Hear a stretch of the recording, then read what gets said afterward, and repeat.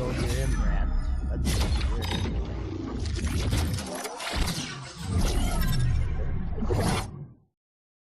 Let's see, you're gonna rant a little bit. So what is up, ladies and gentlemen? Bloody rumours. So what is up, ladies and gentlemen of the internet? So Navi 40. Bloody rumours. So Navi 40 comes out on Linux. You know what, right? I'm sick of this rumour going around that AMD is not going to launch a high-end GPU. There's absolutely no evidence for it. There's people talking behind the scenes about it, but there's absolutely no evidence for it. And then we see this Linux thing, and it's like everyone's just running with the idea that RDNA 4 is dead. Like, it's just dead. There's no new GPU. They're not going to build a high-end GPU, and everyone knows when it is a relationship with AMD, so I'm going to be very positive. On AMD, you know, I'm in a business relationship where they beat me up, they tell me, I find out things from my sources, and then, you know, sources, things like that, guys who tell me things. You know, friends who share information is what they are, right? They're not I came here to party. Today's not gonna be easy. You find out stuff from these guys, and then, you know, and then it turns out not to be right. When you build up AMD to be this thing that you think they're going to be in, and they're not that thing. We all know how hard I got burnt on RDNA 3, but I think that it's fairly well understood. This is your champion. They say death catches up to everyone. He can certainly try. Good, I'm the jump master.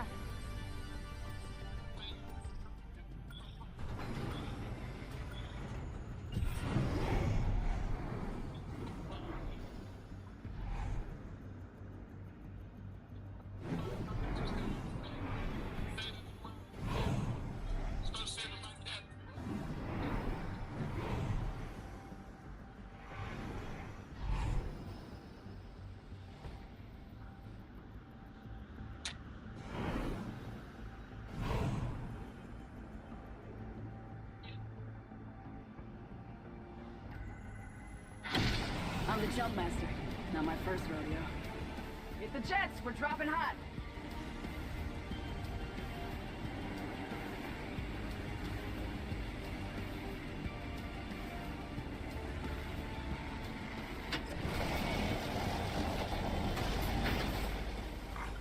Attention. First blood. The battle happens quick. Be ready. Round 1.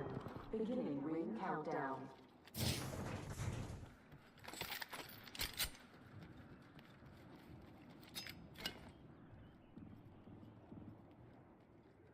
Rings nearby. 1 minute till close.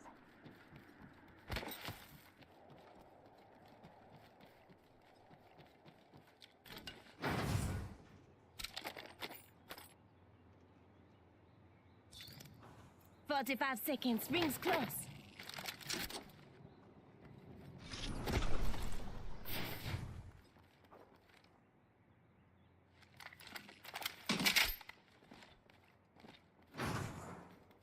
Ring ain't far. Half of one.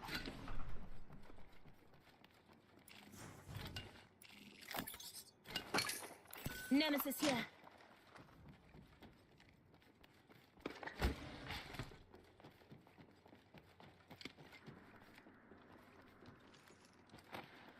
Rings around the corner. 10 left.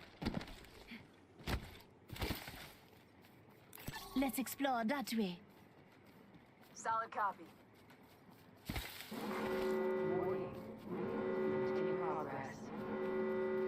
Listen up. The ring's moving. I went off the rails on RDNA 3, right? They did this double pump thing with it, with a huge like it sounded like they were going to have double the shaders that they actually did. If they're getting cocky, they're getting sloppy. There was lots of other things that went wrong and awry, and the frequency was bad compared to what it can do. So it was output the clock higher, but then there's something wrong with the architecture. Got an It Evo couldn't shield clock here. higher. You can see it running at 3.1, 3.2 gigahertz, but it's absolutely identical to nothing in terms of performance. We all know why it went wrong with You hear that? RDNA 2. There's a But care RDNA package 4, coming. right? Found extra Like supplies these here. stuff, like, Arm up. it's out today, so RDNA 4 is on the Linux currently. Like, they're getting ready for a Linux, so it looks like AMD are full steam ahead with RDNA 4. It's probably around, Listen up, I'm calling a the same lifeline time it package normally in. goes around the third or fourth quarter of next year. And then maybe if you want to be trying to kill AMD, you can really make a really big inroads in the GPU market, hitting before NVIDIA isn't hitting hard. That's what AMD has to do. And AMD probably won't do that, but AMD, what they have to do to compete with NVIDIA is they have to punch, like, before NVIDIA punch, and punch harder than NVIDIA punch, and then hope that works. That's what they've got to do. What I find interesting to me is everyone, is talking about this Navi 44 and 48, and, all the high-end stuff is cancelled, and blah, blah, blah, blah, blah, blah, blah, blah. Well, I'm seeing GFX 1200, and I'm seeing GFX 1201. That's high-end. GFX 1200 is the biggest die of that architecture, and GFX 1201, as far as I'm concerned, this is like if NVIDIA put out whatever it's going to be called. I don't know what Blackwell is going to be called, but Blackwell 202, and there was a rumor going around that 202 is cancelled, but now we've got 202 in a leak for Linux. Like that's exactly what this is, right? This is AMD's nomenclature for their dies, and it's 1200. For real? It's the biggest die they're making on that architecture. Now, I could be wrong and say they only have 32 working processors, and they could have never planned to do this any bigger. But if I see 1200, I'm thinking there's still a big die in, and this needs to die in a fire. There's no proof for it. Some dies, Recharging my shields. I love I'm not here to shit on them. I'm not here to beef them. I don't want to do any of that. Because you really more right. I just don't believe it. I understand why you can't.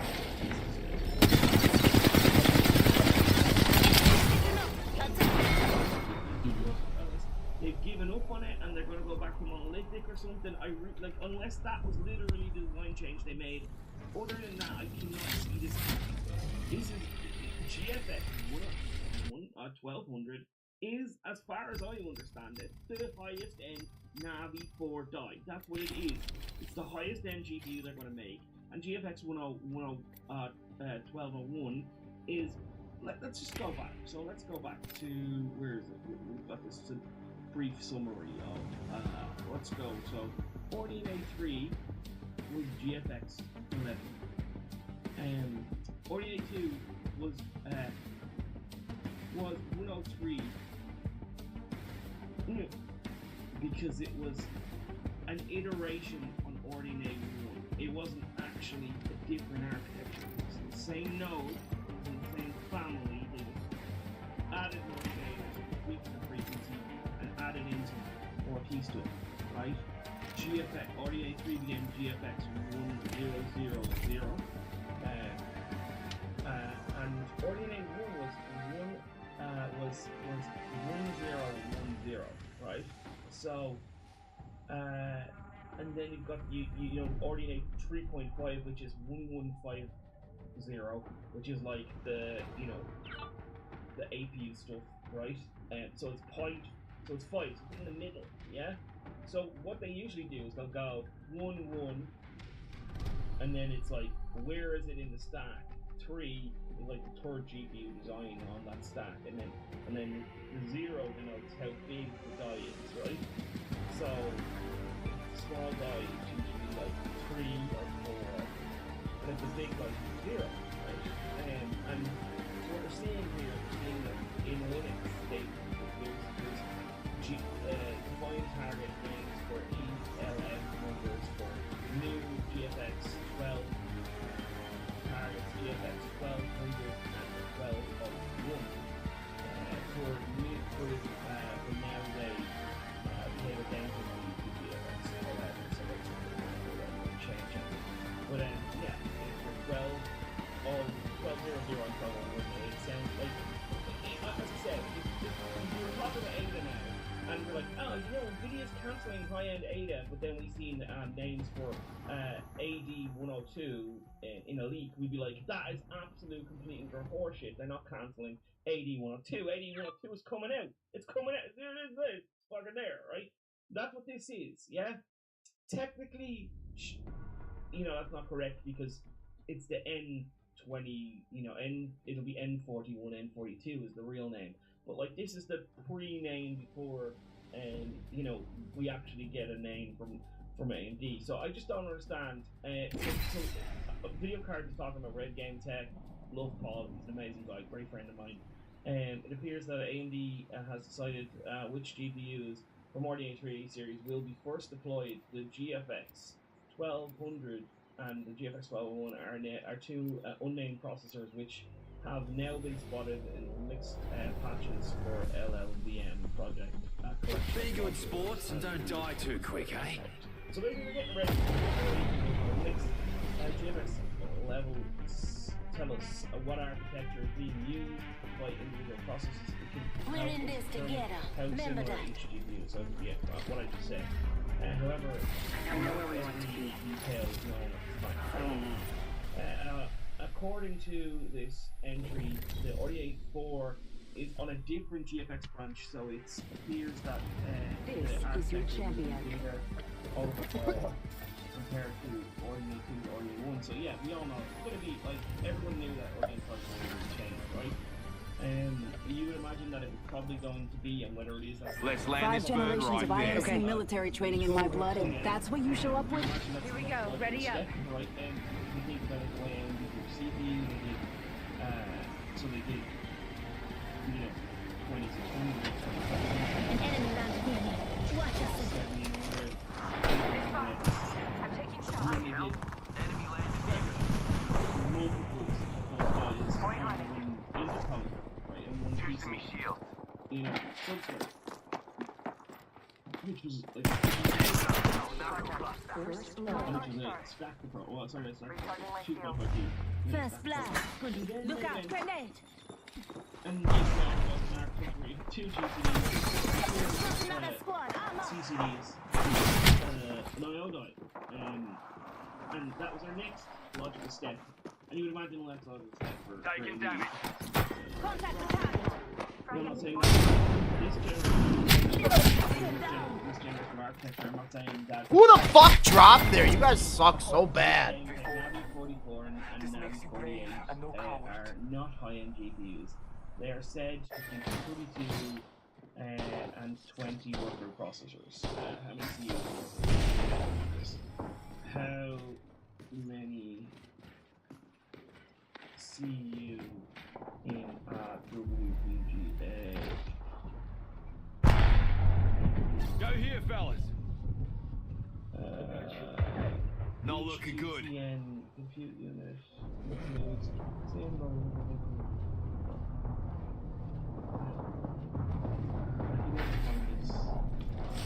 This won't hurt. Hold on. No.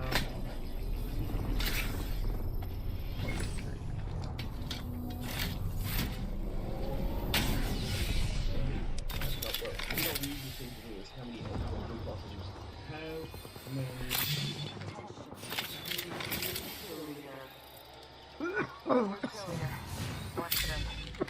in heavy ammo. RDNA In progress.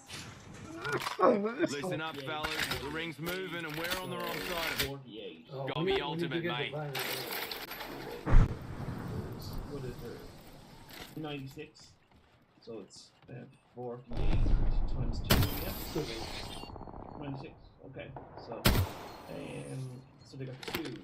So 32 times 2 equals 64. Let's explore this. That's still a decent jump. What have we got on Attention. Delivery care package. Check it out. Care package coming in. RX 7800 XT. What's that? Power. That's got. Jeez, I used to know all this stuff off the top of my head. I just tell you how fucking disinterested I've been in this architecture. Enemy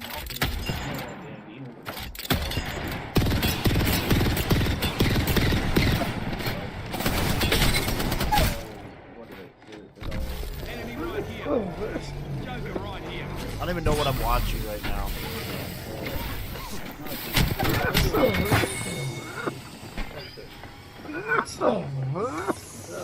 They make it like a very generous increase. You're talking 30 to 40% faster than this. We're allowed to put you about 40% put you. 40%. You're as fast as 7900 XT again? 7900 XTX? Yeah. Oh yeah. Oh, are you gonna do it for 500 foot? Yeah, I don't. I'm confused.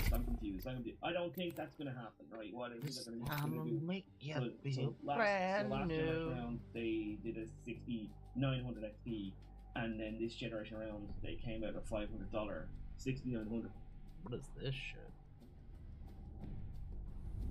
It's not over. We just got to find them. I know there's a way. I did it to protect you. If all of us could just work together. Loba, you are killing yourself to keep him alive. Get out. Do you not get how insane that is? Get out! Fine. Won't get in your way anymore.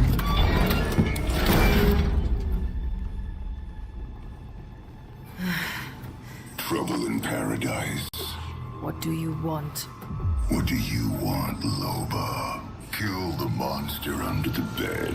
Avenge your parents. Live happily ever after. That's what you said you wanted. Instead, you destroyed your life to make sure I keep suffering. Hope it was worth it. Better than letting you go! Your life or mine. Which do you want more?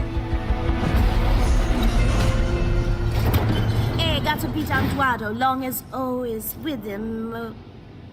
I'll even let you pull the trigger. Let's finish this.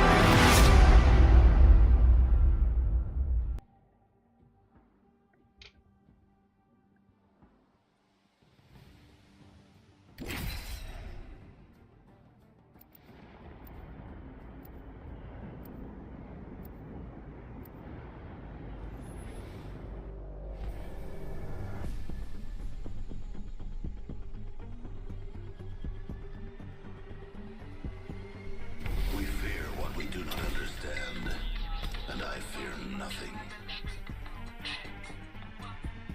Time to rock and roll, fellas.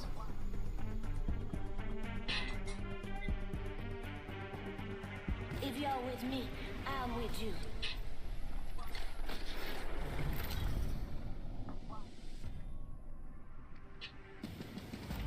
Introducing your champion.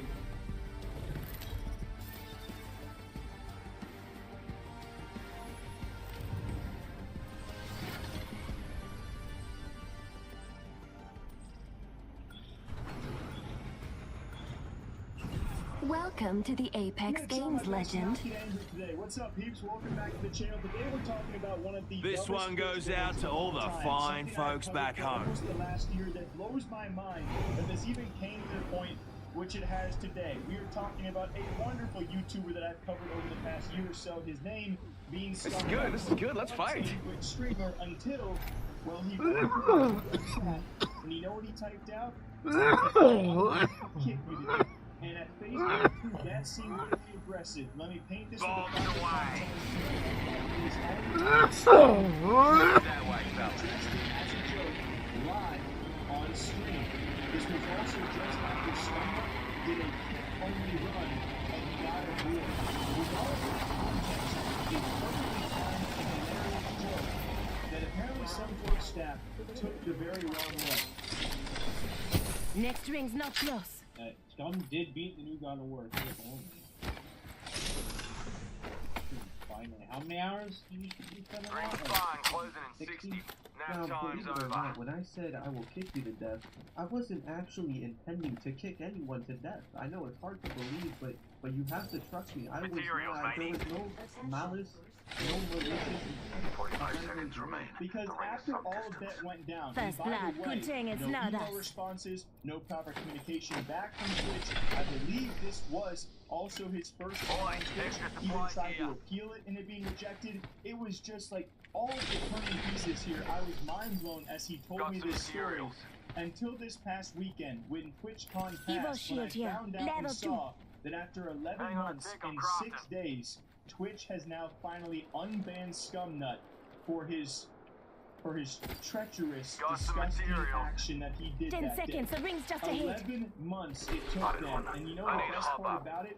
It was one of his buddies that went to TwitchCon and on his behalf sought out Twitch staff to tell them the story of what had actually happened, and so they finally unbanned him.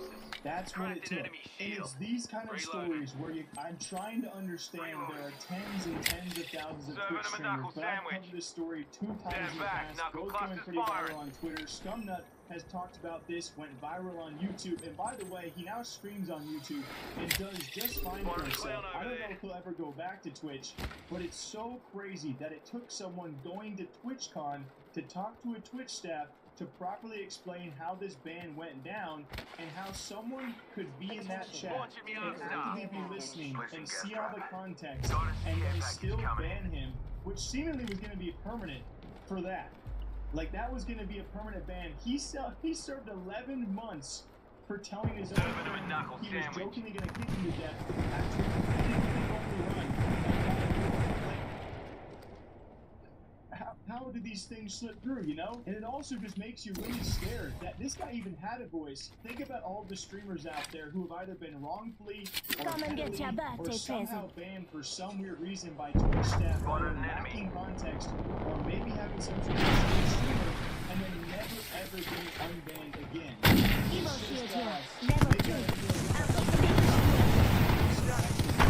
nothing when someone from Twitch probably saw it somewhere and didn't do anything. Came down to someone going to TwitchCon to be unbanned. I'm glad they finally unbanned him. It is just so wild that there are people doing crazy things on Twitch streams every day and Kick streams, right? And they don't get banned. But this poor kid served almost a year for doing nothing against the rules. That freaking sucks. Scumnut, I wish you the best of luck. Okay, if you guys see him, go follow him, go show him over there. Probably the dumbest Twitch ban of all time. At least he's been unbanned though. Let's take a deep breath. Hope you guys all enjoy. I'm gonna go sip on some coffee. We'll see you back here sometime soon. Alright? Take care. Another year, another gift guide. But without all the expensive sponsored crap you'll see everywhere, scout around for legitimately cool gadgets. Some you probably haven't heard of. Many of my favorites, and some of yours too. Oh, and save for one product, none of these are sponsored. I hate the multi-monitor lifestyle, but I do find myself wanting to place a static window on a smaller display. With the hilariously named Clumsy K3, now I can. This thing is an RGB mechanical keyboard, laptop I/O hub, SSD enclosure, and 13-inch touchscreen all in one. Supply power, data, and video from your laptop or your desktop, and you're off to the races. You've got access to fairly bandwidth limited, but still capable 5 gigabits per second throughput for other USB devices, SD cards, and even an M.2 sized SSD. The keyboard is actually really nice with surprisingly fancy double shot PVT caps and less fancy generic yellow MX style switches. I've got some extra these supplies switches here. are solderless, so you can use the included tool to pop them right out and substitute in your own preferred combo. Lita. The screen is 1920 by 720. It has a luminance of 300 nits. It's not fantastic. Viewing angles are less than superb. But when angled correctly, it does look better than the specs might suggest. Gotta clown that away. Having the ability to use it at any angle, any angle makes it the perfect 10-point multi-touch sketchpad for Windows, a suitable social feed for Mac OS, and even a cybernetic console for Raspberry Pi. All of us carry around a flashlight every day, but a smartphone is a pretty lousy.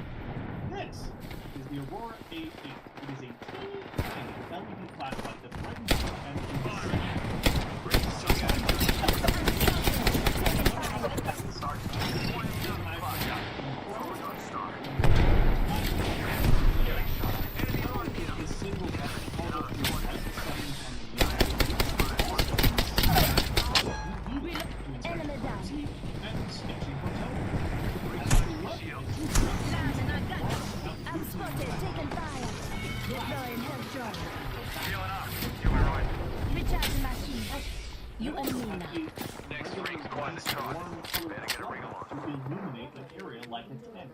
it runs for hours. Just giving my shields a recharge.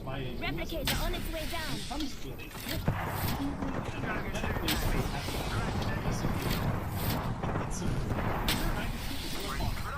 like I did. It's this cheap little puzzle game that has you flip and slide colored tiles to match those displayed on screen. Now that sounds simple. It's really intense. A variety of game modes to choose from. Self-style mode, there's a level mode, which is increasingly more difficult as time progresses. And there's even a multiplayer mode that had my wife and I laughing hysterically. It's perfect. Play it alone or with friends. Priced the way it is, it's impossible to say. You should also get the CF Pro and SA Pro Ultra from both sponsors. You know how Roller Rock sponsored last year? I personally sought about this year to sponsor again because I love their product. CF Pro is a cordless wet drying valve. Handles 45 cents. Evo shield here. Level 2. Multiple brush rollers underneath the device to wet and scrub the floor, free of sticky, stainy grime. You can do it within 1 millimeter of I want to go spawn him. Brush rollers create both wet and dry, and there's an onboard Dirt Tech smart sensor that analyzes the grime concentration on those rollers and adjusts water flow and suction accordingly to handle all tasks. Now, most dry bags are more hassle because upon returning it to its dock, not only does it charge, but it self-cleans literally, y'all ain't doing shit. Day after day, week after week, and there's even an onboard cleaning. I'm not. Then how did my guy get back? So you really don't Don't worry, I got a squad mate's banner. We are all outside of the ring. And the only thing that's better than a gadget that lessens work is one that removes it entirely. That's where the Roller Rock SA. Bro, you got 80 damage. This vacuum does an exceptional job at its primary job, which is picking up debris. I'm talking about how I picked this fucking card up. I knocked one guy, then I picked his card up, and then I got him back up. While you just stayed there and died. While you stayed there and died. While you stayed there and died. And then you got mad because I was nowhere near you because I was getting our guy back up. You could have come with me. Its vibro-rise system that scrubs the floor pretty aggressively, removing a surprising amount of floor grime. Now, when all is said and done, when it's finished with its tasks, it returns to its all-in-one dock. Are you dumb? How many times do I have to tell you I picked this card up and got him up? Why do you keep omitting that?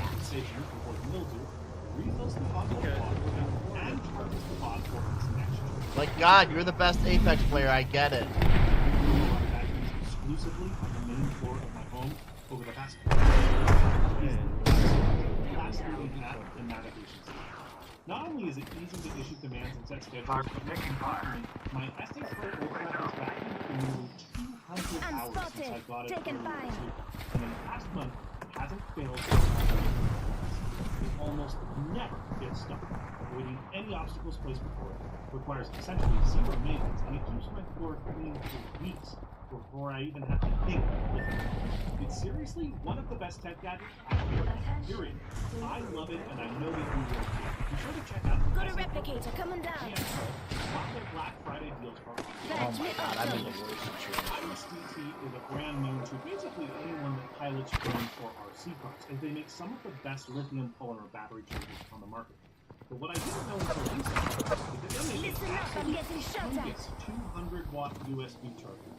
This thing has 65 and a highly unusual but amazing 140 watts, maxing out even a 16-inch Recharging my shields.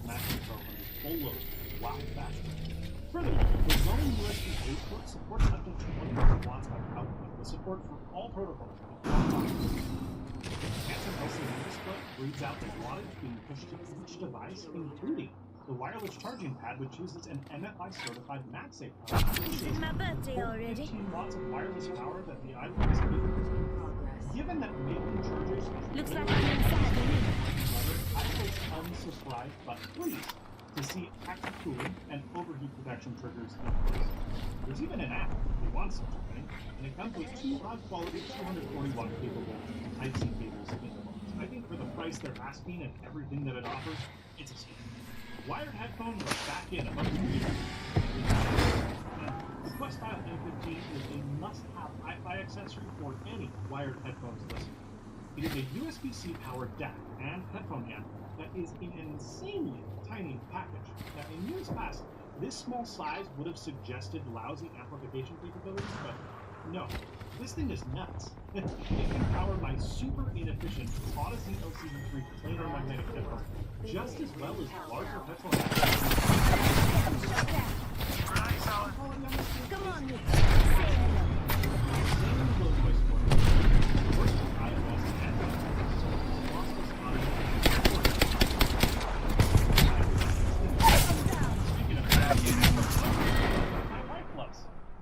Gracias, amigo.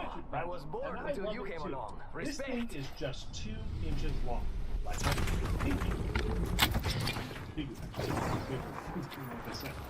any quarter-inch bit slips inside this ratcheted end, and you can ratchet in both left and right directions. It's so small that you can basically use this ratchet as a screwdriver. But in instances where you don't have the perimeter clearance you're looking for, well, you just stick the quarter-inch bit in the opposite end, and now you've got a little stubby screwdriver. I've been keeping this thing with some bits in an Altoid tin in my backpack, and it is fabulously handy. It's a little expensive, but super worth it. I don't like things on my phone, so when Moff's tripod stand was suggested to me by Joel, I knew I'd need it. Well, folks, I knew wrong. This thing is sweet. It snaps onto the back of your phone with MagSafe and unfolds in a cascading origami structure. You can set it up in a variety of different ways. So it's useful for vlogging, for video calls, when using continuity camera. It's awesome for watching movies or reading messages. It's great as a tripod for group photos and a whole lot more. It's way light and thinner than you would think, given its capabilities, and I love it, even if the price is a bit tough to swallow. Last year, I mentioned OmniFixer, the perfect helping hand companion for soldering. Many asked what iron I would recommend for those new to soldering, but I didn't really have an answer, at least not until I ordered a pine sill earlier this year. This $26 soldering iron is incredible and punches way above its price tag. For starters, it's entirely open source and runs a RISC-V CPU. Now, why on earth would you need this? Well, it gives you precise temperature control on the OLED display between 100 and 450 degrees Celsius, and it can reach that temperature in just 6 seconds. An automatic standby mode enters as soon as the onboard accelerator stops detecting motion, which is really safe and handy. And you can use PineSill's shorty tips, or really any standard size TS100 tip, to get more precision, dependent on your soldering application. This isn't just one size fits all kit. You can put anything you want on there. And while you've seen me using it thus far with a DC barrel jack, the PineSill even supports USB-C PD. It's freaking awesome. This thing is amazing, and it blows the door off of any other sub $75 soldering iron. They're literally 26 bucks. Buying one is basically legal theft. You know, not every gift has to be new, and if you're running a Mac without a version or restorable backup, shame on you. Especially since you can get an old Apple time capsule on eBay for less than 30 bucks. I got mine for $20 with a dead hard drive inside, and I was able to easily swap out that cheapo stock drive with a 2 terabyte SATA SSD that I bought on Amazon for $70. It is amazing how cheap SSDs have become. Now, the time capsule, when it was released, acted as a router and Wi-Fi access point, but I don't want either of those things enabled because this is old. I have more modern network equipment. So, to make this just a NAS, we're going to use an Ethernet cable from our router or switch and plug it into the WAN port on the time capsule. Then, we open up Airport Utility on our Mac or iPhone, we select our time capsule, and we go to the Wireless tab, where we just shut that off. No more Wi-Fi. Then we go into the Network tab, and we also turn that off, or into Bridge mode, so that it doesn't try to create its own subnet and give us double NAT issues, yada yada. Once set up, we can actually use the time capsule as a passive switch for other devices, but more importantly, we can now use Time Machine and have all Macs on our network create versioned backups to this device. We can even use it as a shared file or media server. I bought this thing for this video, I gotta admit, but I'm taking it home. I mean, a 2 terabyte all-flash NAS server for less than $100? How can I say no to that? Death is not material. Megan, my wife, is a lot better with a kitchen knife than I am, so she naturally takes single-use kitchen knife. When she saw that I got the arm guard, she rolled her eyes. But then, I used it, and she said, and I quote, "Okay, Danes are that's coming actually for really us." sick." You take a garlic clove, or multiple, hickory peels and all, and load them into the guard jar. Then you close the handle and see the garlic press through the holes with ease to a minced consistency. Now, up to this point, that's just like a regular garlic press. But now what? Upon opening the handles back up, the built-in scraper flicks all of that gooey garlic directly This landing into the area dish, will and prove then, beneficial. hitting you I feel most alive when rapidly approaching my death. You can just instantly load it into your dish.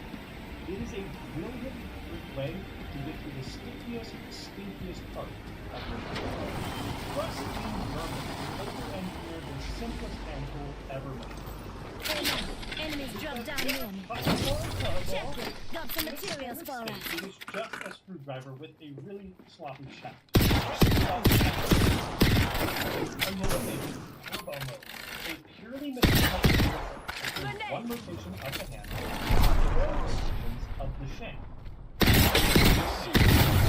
Getting some damage over here. That result is a lot less twisty.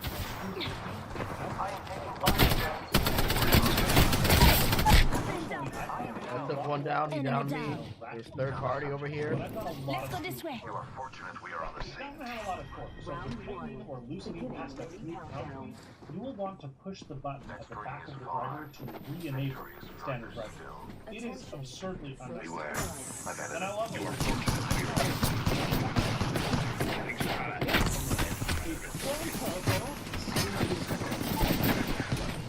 Just in German to over-engineer the simplest hand tool ever made. Screwdriver. With the Gerda platform turbo, I am taking fire, friends. state it is just a screwdriver with a real sloppy Enemy shaft. taken down. Press the button at the back of the screwdriver and eliminate turbo mode, a purely mechanical gear trick that turns one rotation of the hand into 4 rotations of the shank. You can do this two-handed or single-handed. And the end result is a lot less twisting while screws get in and out a lot faster. Now, this isn't usable in every scenario, but personally, I find it a lot more effective than a ratcheting driver when I've got a lot of screws to burn through. But it doesn't have a lot of torque, so for tightening or loosening past a few pound-feet, you will want to push the button at the back of the driver to re-enable standard driver mode. It is absurdly unnecessary. And I love it. I travel light, and while I love those little tiny 30-watt bricks that exist nowadays with the prongs sticking out, they scratch the heck out of everything in my bag. So I have now defaulted to Nomad's slim lineup of gallium nitride chargers. I've got a single-port 35-watt and a 2-port 65-watt battery. They're both tiny and lightweight, but more importantly, they're flat. Not only does this help avoid the scratchy in the baggy, but it also pushes the weight of the charger inwards, so it doesn't droop or fall out from loose, worn, old hotel outlets, a common problem with heavier water chargers. I've owned my Playdate for a year and a half, but they're now just finally getting through the pre-order shipment. So we're now almost to the point where you can buy one and actually get it soon. If you don't know what Playdate is, it is a cute, little, tiny, baby, itty-bitty yellow game console with a 1-bit transflected LCD. There's no backlight here, so it's best when viewed in the sun. I've never owned a 1-bit display before, but I love it because seeing the art style choices required to create the perception of white and black when you literally only have fully black pixels is super beautiful. In addition to USB-C, onboard Wi-Fi, a rather decent speaker, and of course face buttons, it has a crank. Which is silly, but a fun mechanic in several of the games. But here's the thing, Playdate is very expensive, $59. Now much of that goes towards the software, because it does include 24 games that are unlocked once per week, every week, 12 weeks, when you get your Playdate. And nearly all of the games are built by famous developers. Many of the games are amazing. A few of them are just fine. Some are long.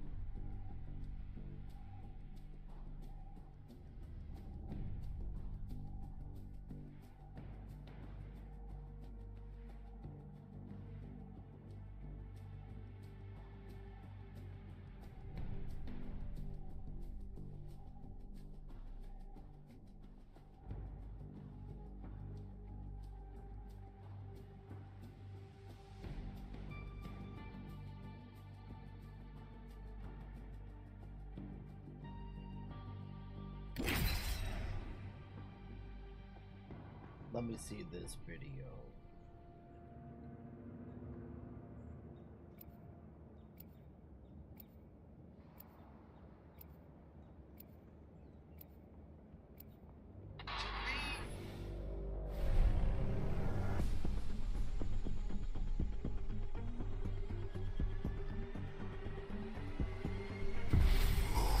Can't stop, won't stop.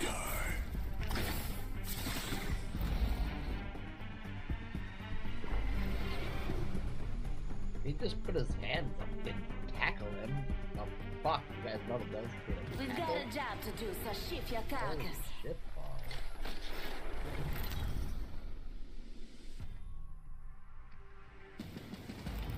This is your champion. Come get some. Move it or die.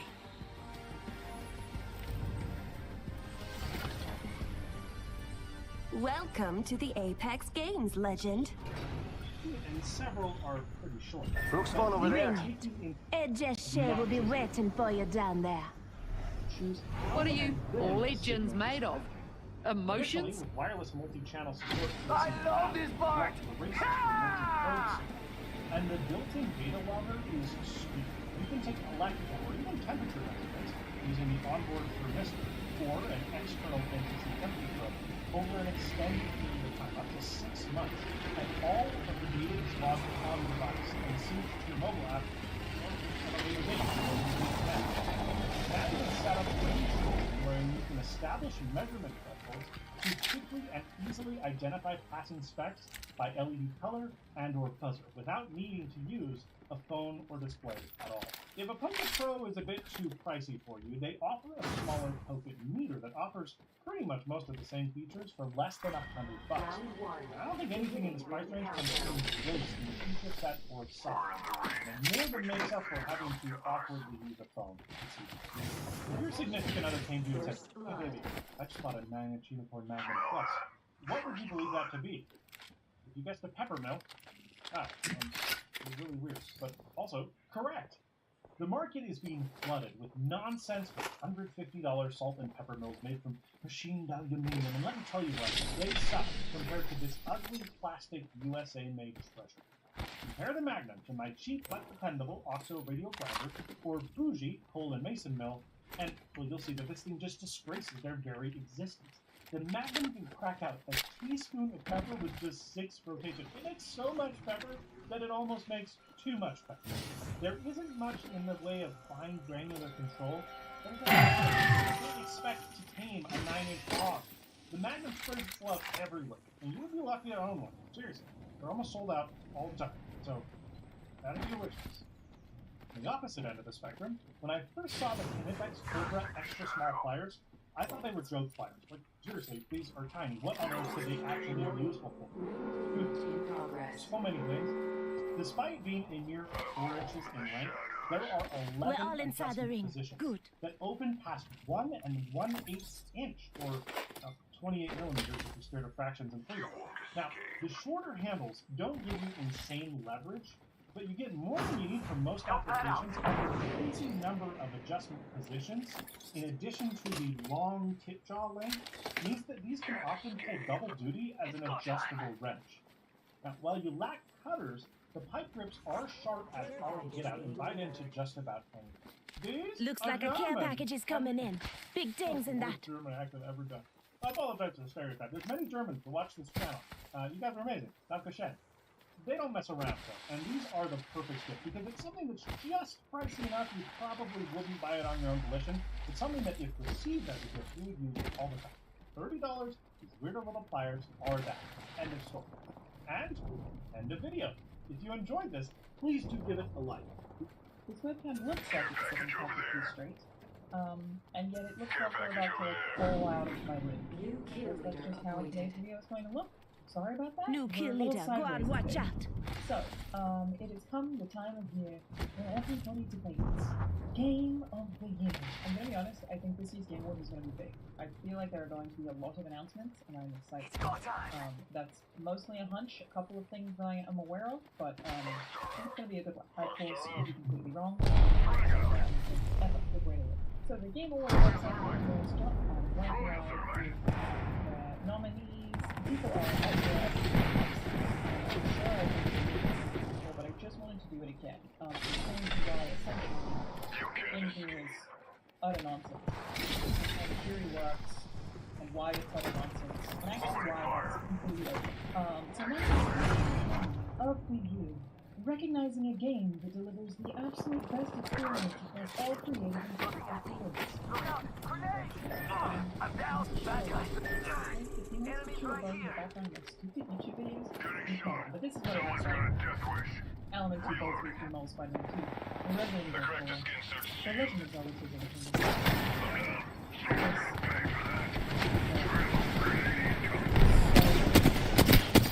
Heads up, we're not alone. Certain games being snubbed. There's certainly a sentiment that the jury is all straight up PlayStation is one PlayStation. And so as somebody who's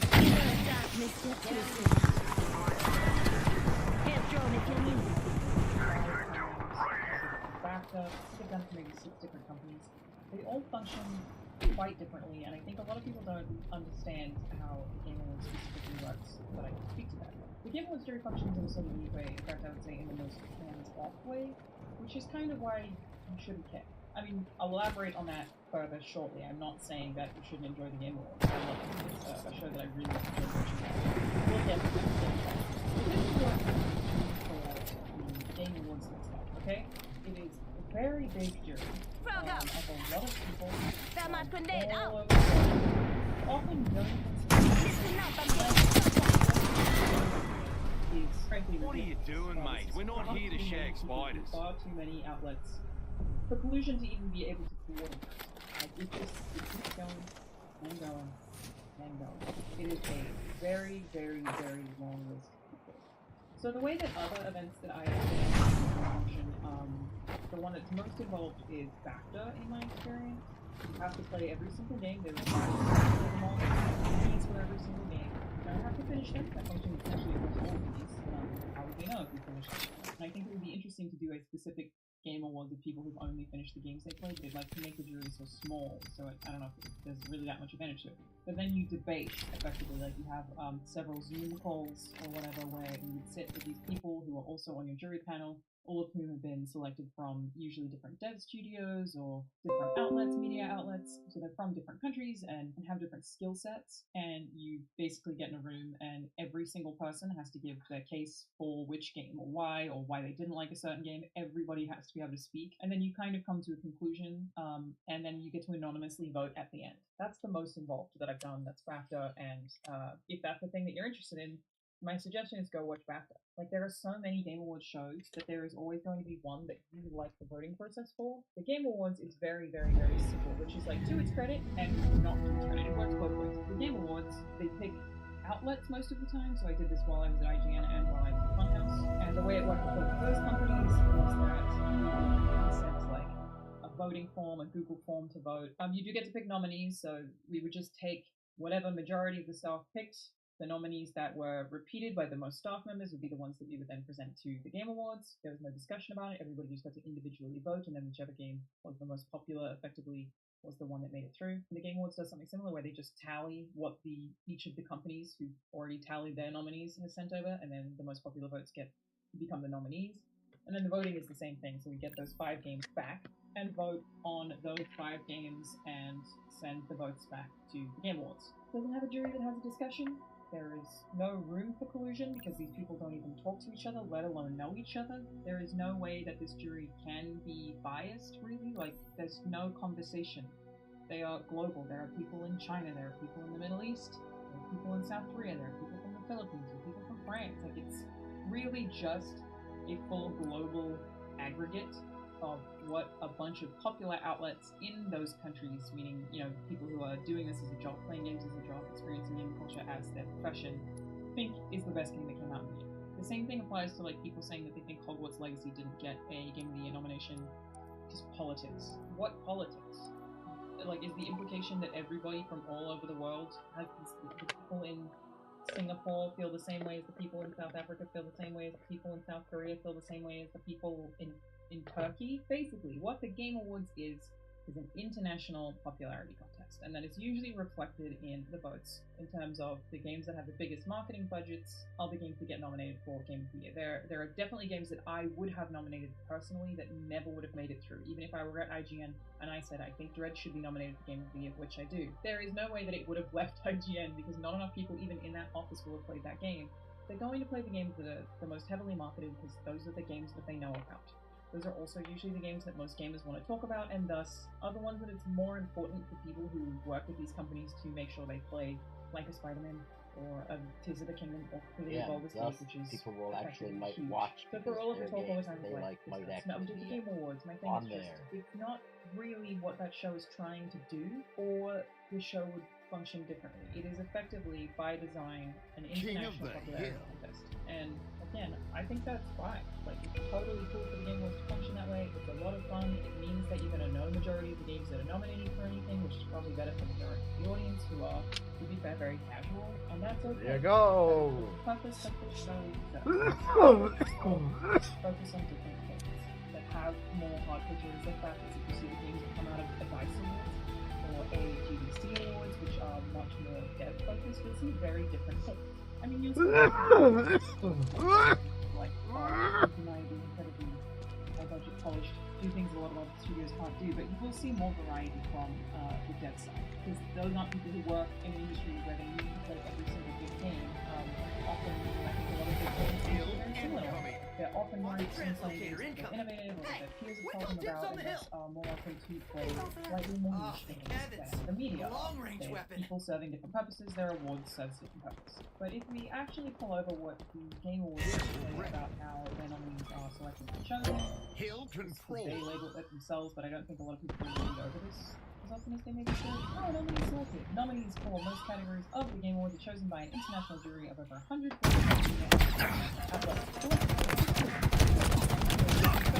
also contains other categories including esports accessibility and best adaptation. Each voting outlet completes a confidential unranked ballot based on the collective and diverse opinions of looking at its top 5 choices in each category. Ballots are tabulated, and the 5 games that appear on the most ballots are put forward as nominees. Exactly what I said. Just the most popular games. Can I just say, oh, Jeff doesn't vote. Jeff is not on the list. Jeff does not actually have any say in what games voted in. Jeff is not involved in that process. He funds the show, he pays for the show, he works in production, he does not vote. Jeff has no say. He is not involved in the nominating voting process at all. In fact, nobody who isn't listed on that list of jury has anything to do with it. Not Jeff Awards. Jeff does a lot, he does not choose the winners. Game Awards producer Jeff Keighley is not a member of the jury and does not vote on the nominees or winners. Similarly, the Game Awards Advisory Board has no involvement in the awards process and learns the results at the same time as the general public. Why do you use the jury to select nominees? Given the sheer number of games released each year as well as the extended time required to fully evaluate the product, the voting outlet approaches that to the widest possible critical assessment, which again, the Game Awards is like exclusively saying that that is what this show is for. Really broad critical assessment. That is what you should take it as. It is not trying to do anything other than this is the purpose of this particular show. So the winners are determined by a general team of jury and voting. The fans can vote for their favorite games on the and I think I've seen that too, people. It should be entirely fan voting. There are other shows that are highly fan voting. That's the thing you want. I would suggest you stop watching the Game Awards and watch that show instead. There are so many of them to pick from. In fact, I love watching all of them. It's generally really fun. Enemy team took the hill. But the Game Awards is always so fun in terms of like that was terrifying to watch. End of the year, this big spectacle. We get new trailers. I don't know what they are most of the time. It's just a fun celebration. And there's this like weird language surrounding the Game Awards specifically, where people don't know there are so many outlets because IGN knows their own. No more hiding. It's a weird thing that I definitely dislike about there are so many which I think Baldur's Gate 3 will win at the Game Awards. I think it will probably win IGN. There will definitely be some popular outlets it's so weird to act like the Game Awards. I'm on a spree! There are so many award shows, and last but not least, this is literally just a series of people voting, right? That's what they all are in the end. People not agreeing with you doesn't mean anything. It doesn't mean anything at all. It doesn't have to mean anything. Just because the Game Awards jury, who again don't talk to each other and have no communication and there's no way of knowing who played what game, is super global and like the broadest possible opinion on video games voted for something that you don't agree with, doesn't mean anything. It just means that's those people's opinion. And frankly, like part of when I did this, like when we did it for IGN or Funhouse, it's like very quick. Like you're just like, this like, yeah, this one probably, I'd probably put this here. You're not like sitting down and being like, I must think carefully about which game produced the most value to the industry this year. I don't know what that was. Because it's not part of your job when you're on this jury. You already have a job. Usually it's like an end of day thing where you're like, oh fuck, yeah, I have to vote for Game of this. Don't. If the industry does not agree with you on what wins Game of the Year, it doesn't mean anything. Like, that's part of the cool thing about video games is we all like different ones. There's so many games that come out this year that are so fantastic. And people liking different ones to you, it's just like a credit to how many good ones. My main point is just, it doesn't matter. It doesn't matter. It doesn't mean anything. It doesn't mean you're wrong. It doesn't mean Game Awards is right. Game Awards is not Game of the Year. There are so many award shows that have Game of the Year that should be included in the same conversations. And my big thing at the end is like, I watch Game Awards and I go to Game Awards to have fun. And I have fun every time. It's a celebration of the industry. It's not an attack on how you feel about video games personally. And taking it that seriously when I think most of this jury probably doesn't take it anywhere near that seriously is just silly. What's up, everybody? Peter McKinney here, welcome back to yet... No, we can't do it that way. What's up, everybody? Peter McKinney here, welcome back to yet another video, and today we're talking about how I edit my photos, but specifically my film photos, you see, because it's a little bit of a different world than editing my digital photos. And being that I've been shooting film since May, Alright, Peter, we gotta go to the drama.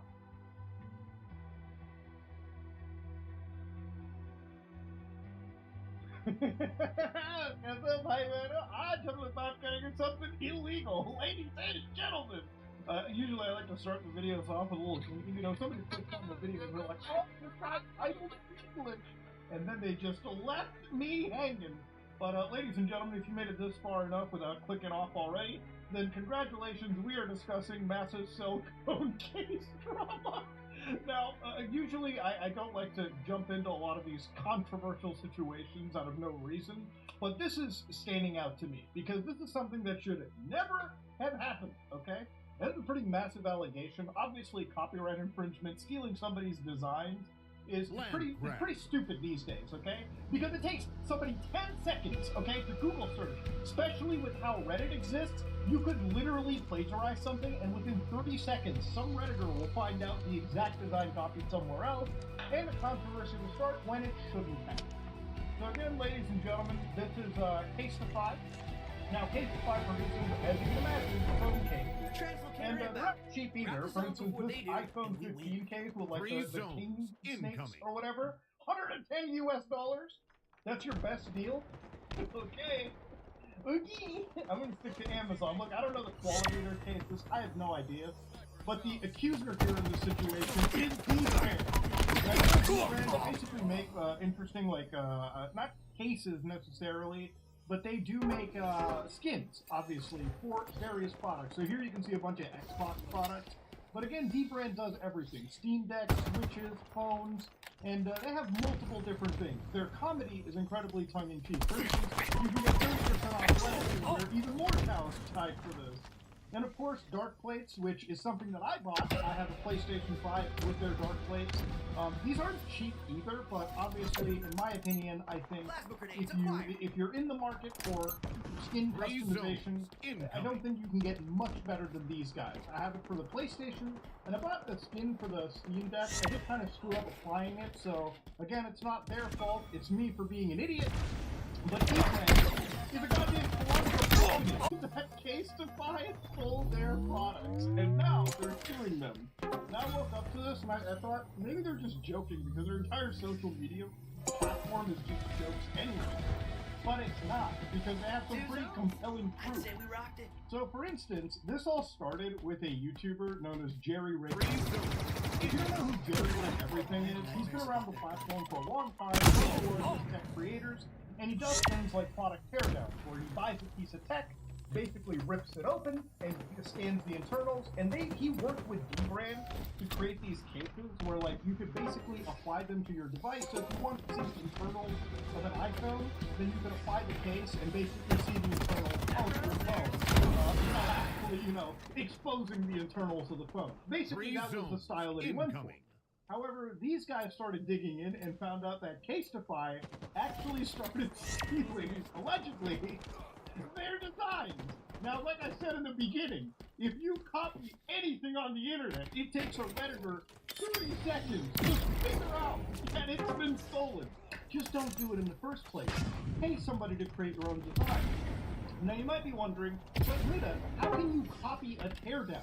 Aren't they all the same on the inside? And that's true. You could rip apart a Steam Deck, and I could make a teardown scan myself. And it would probably be virtually identical to what dbrand does. Except Casetify, allegedly, they even copied all of dbrand's images. So watch this. One of them is the phrase glass is glass and glass breaks, which is literally a catchphrase that Jerry Rig Everything was doing. That's their catchphrase. And that obviously doesn't exist on the internal of any phone or device. No YouTuber's catchphrase is there. It's like me putting in the word, hey, hard or something like that. No, it literally is very specific to a YouTuber. So dbrand chose this, and they showed how Casetify like glass is glass and glass breaks. Literally didn't even change that. I don't know how, like, their team, allegedly, if they were copying this, did not look into this and say, yeah, that's probably not part of a real phone. So then even so on dbrand's side, they had subscribe and then 111111, which is November 11, 2011. Casetify decided to put their, like, I guess you could say stock picker, and then 111111. I guess allegedly they thought that this was part of an actual phone. No, this was literally the founding date for your competitor. Then they have a string called R0807, which is obviously robot, which is the Twitter handle for, like, dbrand. I think their support network. And then Casetify allegedly copies it, R0807.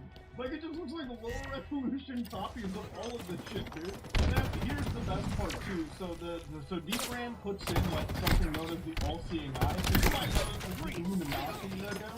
And of course, look at what Casetify is. Bro, they didn't even skip a beat, allegedly. First off, no phone's battery ever has an Illuminati logo. Not even the Illuminati. That's the fucking Illuminati logo. And yet, Casetify over here allegedly is copying even the tiniest details. It's literally Control-C, Control-V, allegedly. Then, of course, they have 11.11 watt-hours. Again, that's a reference to the November 11, 2011 founding date. And dbrand shows it right here. Casetify apparently copies that. By the way, that is just a joke, alright? No way are you gonna find that in phones. Come on now. Now, for a while, a few people said their website was down, but I didn't catch it, honestly, because I was doing something else right there. I was basically calling a few family members in America, because apparently it's Thanksgiving today. You guys got your turkey day today. Our turkey day is a little different here in Canada. But I guess we're all eating happy because it's Thanksgiving everywhere, it seems. It's Christmas. It came early. But yeah, ladies and gentlemen, to be honest with you, I totally understand the entire lawsuit right here. So I tried looking for their inside-out designs, and I think maybe they're not necessarily here anymore, just because this was such a massive blow-up. And that's because, like, dbrand isn't screwing around. Apparently they're actually, like, suing them with a federal lawsuit in Canadian courts. So I think they're seeking somewhere like 8 figures in monetary damages, which is a bit insane, okay? And to understand, apparently Casetify wasn't given any warning about the situation either. So, yeah, it's kind of something that blew up out of nowhere. And, yeah, it's honestly something that probably never should have happened, just because, ladies and gentlemen, you could literally just not steal a goddamn design. This is one of those things where, like, it's so easily avoidable. had allegedly this company, Casetify, you know, as they're releasing these super expensive cases, just decided maybe do their own teardown, scan their own things. It literally isn't that difficult. No! Allegedly Down in the middle with a sword. Thought they were just gonna get away with it. And honestly, it's kind of one of those things. I think for the last 2 weeks, I've been covering stories where, like, blatantly belligerent shit has been happening in plain sight. And it honestly makes me wonder just how many other brands or how many other products have not basically doing this stuff. We just sort of walk by it because it doesn't really fall into our eyesight. So, ladies and gentlemen, Middle hurt. D-Brand is coming at him with a big attack. This is, quite honestly, the first time I witnessed a controversial situation involving two skin, cell phone case manufacturers, okay? I honestly can't believe what I'm saying. But you know what? Honestly, D-Brand seems like they have a pretty good case. I'm actually kind of on their side on this situation. The more I see from this, the more disgusting Casetify kind of seems in the situation. So again, I really hope they have some level of a response to this. Obviously, I think they'll be coming out with one pretty soon. But, yeah. Pretty funny, man. Throw a grenade on him. Good job. If you like what you saw, please like, comment, and subscribe. Dislike if you dislike it. We are out. What's up, everybody? Active camo in. Not two yet. No, we can't do it that way. What's up, everybody? Peter McKinney here. Welcome back to yet another video. And today we're talking about how I edit photos, but specifically my film photos, because it's a little bit of a different world than editing my digital photos. Being that I've been shooting film since May exclusively, I figured I'd dive into what that process looks like. Alright, something I see a lot of in the comments. Film shot, but you shoot digital then. However, a lot of labs scanning your film negatives flat profile so that you have the most latitude to edit. I would say the majority of people you can see shoot film online edit their scans. We just don't have to do it in a dark room. You can do it in Lightroom. So recently we were shooting in BAM, and I've never shot film in BAM before. So I think I would take 10 film scans. We go through that together. It's been a while. It's been a little while. And that's because, let's just explain, I've actually been doing lots of power weapons have arrived. So let's begin with this shot here. This is a 35mm shot. I almost exclusively shot with 300 in this entire thing. The one and the golden one. So this is He's got a sword under there. Good job. on the trees, the flare coming through the woods looks great. Taking the highlights down, we can see what kind of range we have. With film, I don't really like filling the highlights because they look so unique and you leave it in contrast. Before and after, that's it. Now,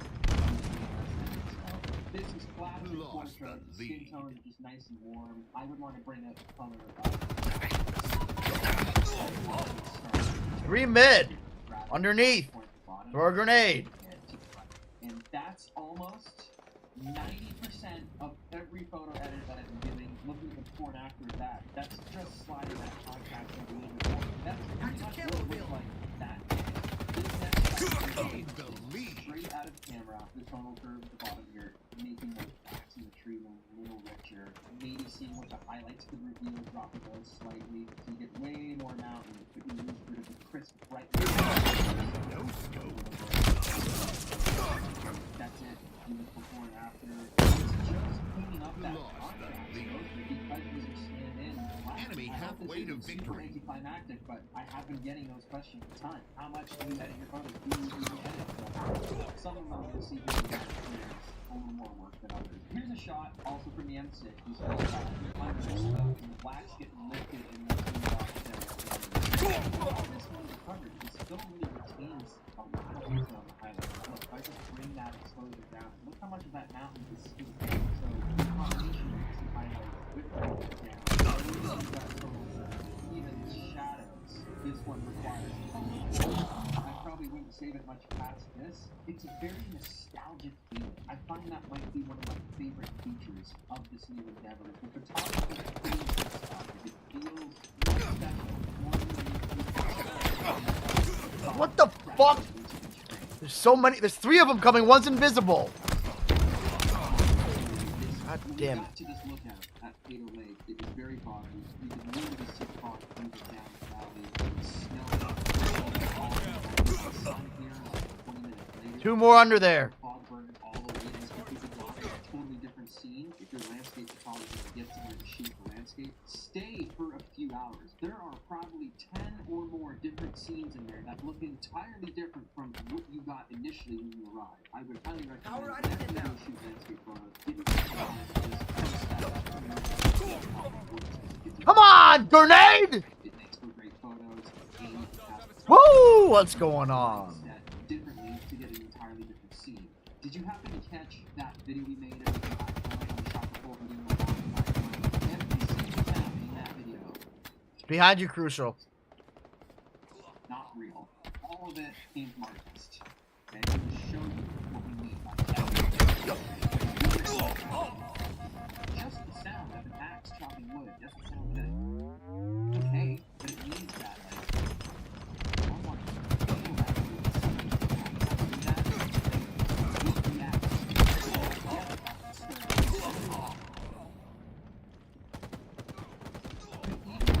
Is the bell on a door when you're leaving a cafe. It's those songs, victory. All of that is from artists. Not to mention the music itself.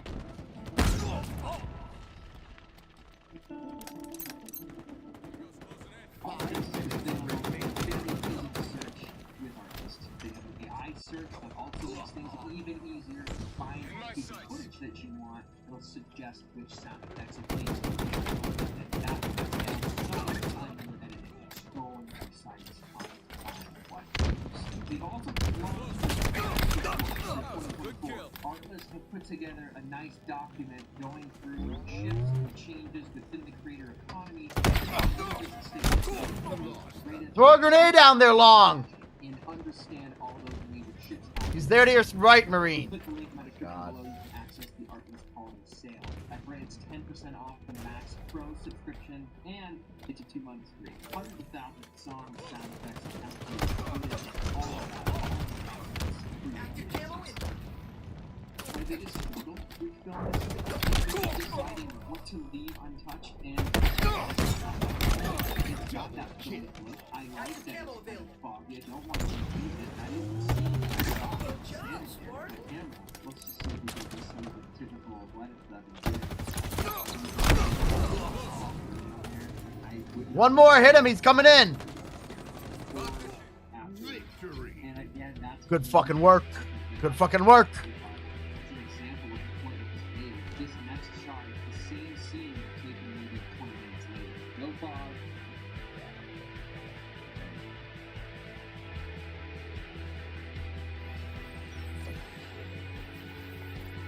Dream and Nicholas Cantu. This is a subject that everyone's already covered and will relate to. And as the kids would say, it's a spice beneath the ball, okay? Everybody has its taste. Everybody's got an interesting point of view. And so do I. If you know anything about Dream, if you've heard the name, if you've seen any of his Minecraft videos, you'd know that his content mainly appeals to younger demographics, and his interactions with younger demographics have been weird, especially on Twitter. I'd say that that's where he's been his weirdest. I think everybody remembers the kitten incident where he basically compared his fans to kittens. It's weird. But I think if that was the only issue, nobody would really be raising a stink about Dream. But obviously there's other things. Over the years, Dream has amassed a considerable amount of allegations that he has had inappropriate conversations with people that were underage. Now, the validity of these allegations, I'm not the one to speak on because he's not in jail, and the allegations that I have seen, which is not all of them obviously, haven't been too concrete. Dream to me kind of comes off as somebody who's been very insecure about their looks, and as they amassed this really big platform, there was lots of fan art and lots of fantasization.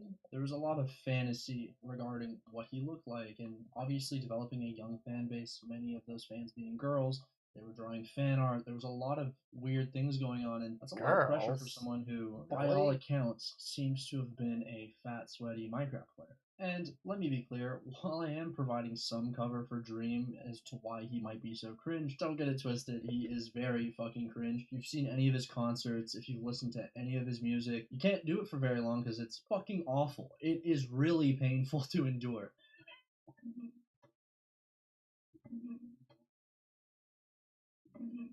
Watching some of the highlights from Dream's concerts, you kind of get the feeling that this is somebody who has watched a lot of artists succeed and watched a lot of artists do concerts, and he's kind of trying to mimic what a mainstream artist would do. He's trying to show emotion in a way. He's got no experience as a musician performing at a concert, right? He's somebody who is a Minecraft YouTuber, and so it kind of seems like he's making it up as he goes along. So what's the drama? Well, the drama is this. There's this guy named Nicholas Cantu, and he quote tweeted a fake Dream account, and I guess he thought it was the real one, and essentially called him a pedophile. So Dream's response be like, "You use slurs, bro. You're kind of a dickhead." And then he goes, "I got receipts," and then decides to publish the following video. Targeted if you're fucking down to your you do not understand that your literacy level needs to be brought up and very entrenched. And if you have a fucking issue with your intelligence, that's coming up, man. That's coming up. You know, take 10,000, 100,000 to take it down. So that's how minuscule you are to my size, right? My stature of intelligence, character, body, and reference. Now, everybody's first thought when they saw this video, funny enough, was, wow, Dreams, you had this video on your phone for a while and only decided to drop it when it was convenient. And while that's true, and while there's a lot to criticize Dream about, and honestly, if I had covered this story a couple days ago, I probably would be more focused on Dream. The more I had seen this video, the more I thought about Cantu. He's getting off so fucking scot-free. Not only is he getting off scot-free, people seemingly are defending him, and listen, we want to take the road that he's being ironic. It's all meta-irony, bro, and he's just trolling, and he's joking, and, oh, he was 20, like, he shouldn't have been drunk anyways, like, Dream got him drunk. Let's cover a couple things. First off, Dream didn't get him drunk. Dream didn't even know who this guy was, showed up to a party that they were both attendants of. He was already drunk. And I'm willing to take it because they didn't know each other prior to this. The physical abuse stuff, they can deal with it, they can fight or whatever the fuck. It's clear that Cantu is a loose cannon. The video didn't tell you that. There's an old adage, and it goes something along the lines of this: the way you treat your waiter is the way you treat everyone. It's who you truly are. When you have an ounce power over someone, the way you treat that person, it's a reflection of your character. And when you see a waiter, match found in this case, and you belittle them and make them seem lesser because of their occupation, I think it's a pretty easy way to see what kind of person you are. And while I think Dream is a shitbag for conveniently waiting until a good time to drop this video, doesn't change the fact that Cantu said these things. He said them to Dream, and he said them to the Uber driver. I don't care about the slurs. People seem to get real hung up about, oh, he said the F slur. Like, what a bad guy. It's crazy. It's crazy that that's what people are worried about. What's interesting to me is he looks at an Uber driver and he goes, "You're but a grain of sand in the desert, and I'm a statue erected in gold." Fucking hard bar. Amazing line. If you're joking, if you're trolling, or if it's a movie. But this isn't. This is just some weirdo being incredibly rude to his Uber driver. Since this has all come out, all I have seen is excuses for Nick Cantu's behavior. And I just have to say that if any of my friends, anyone that I felt was close to me, were to act this way with an Uber driver or with a waiter, I would have a serious talking with them because it's unacceptable. It's beyond disrespectful. And the fact that, like, the attitude of, like, the greater online masses is that he's, like, in the right here, it's so... both of them can be wrong. Like, both Dream and Nick Cantu can be bad people, can be the... It's a good team. You know, have fun. Antagonist of this story. Dream got this not-of-age dude to drink and filmed him as blackmail, and then his shit beat. and then got apologized to. As far as I'm concerned, this is Dream being weird and Nicholas being taken advantage of. Like, all of the details here. Dream did not get this guy to train. Did not film it as blackmail. Used as blackmail, but actually. Ready up. We're here for radio night. We're not leaving till it's out. Alright, it looks like I'm supposed to do a little bit of do pretty good this game, like based off the ranks. So let's try this. Can everybody go A for me and I'll go C? Well, and bronze one, but I'm in an iron lobby, that's why. So basically, if you guys all go A, so can you go A for me? It's alright, don't worry about it. I don't think it really matters. I got two, I think. Right? Who knows? Go on two. Sorry, not go on two. Go on. Go A. Wait, can you go A for me? If you want to. I think the important part and something that I want No, I'll go C. Trust. It's better, trust me. Because their arena is like bronze 3. I know, that's the point. That's the point. Trust me, just trust me.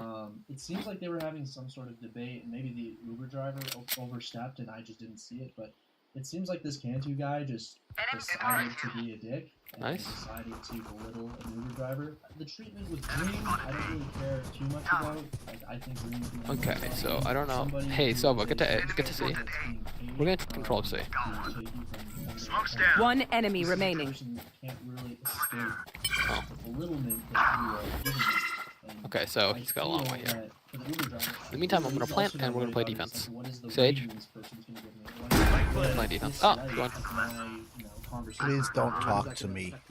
If this video, like this video going viral, we're gonna get like, fired from Uber. There's so many things that the Uber driver is thinking about, while this Cantu guy is just like, you know, out here willingly Awesome, guys. around with this guy. I guess while we're still here, let's cover a couple things. People keep talking about, oh, underage drinking, underage drinking. Acting like this isn't a normal thing that people do. Also, I'm Canadian. In parts of Canada, you can drink at 18. I think being 20 years old is old enough for you to know better. You've been able to drive since you were 16, so that's 4 years of that. You're probably I try not to jump that much. So you can make consensual decisions. Scanning ahead. Holy smoke! And you know, you can't shoot while you jump, basically. Reloading. And so for all these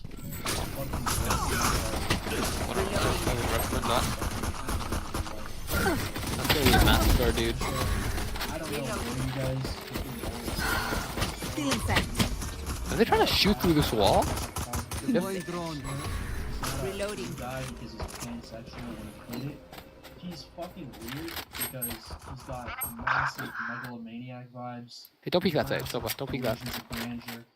And quite honestly, he treats people that Fake he sees below him very disrespectful. I mean, as seen. He had some funny quips, I suppose. I enjoyed some of them. Soba, don't come over here. Soba, can you take the other side for me? That's all. Doesn't mean that he's Soba, take the other side. Be at peace. Take the other side. Doesn't mean he needs to be cancelled, but. What? Yeah. 111 Reyna. I don't know how 30 the fuck seconds she even left. got me. Alright, I know. Last player My standing. bad. I died to Spike Ghost. down. C. Damn. We all died to Ghost, my bad. I was low, sorry. Is there a particular If I may, code or feature I'll go in right first. now that gives you rank satisfaction that you've written in the past? Okay, guys, this round, let's try to... There's a couple Can you guys all go A for me? that Or sorry, can you guys all go C for me? I'll go A, it's fine. Although not necessarily. Yeah, everyone go C, I'll go A. Brandon, can you go C? Like one Teamwork, thing, let's say win. one feature that I was most proud of. Who let the team manager be captain? Pinball. You know, it's always pinball. Raina, can you go C, please? Raina, please. Please listen to me, Raina, if you want to win. I promise you. So, 1,000 frames per second. Yeah, listen to the guy. Yeah, so Reloading. it was also Making cover. Pinball. Scanning ahead. Healing.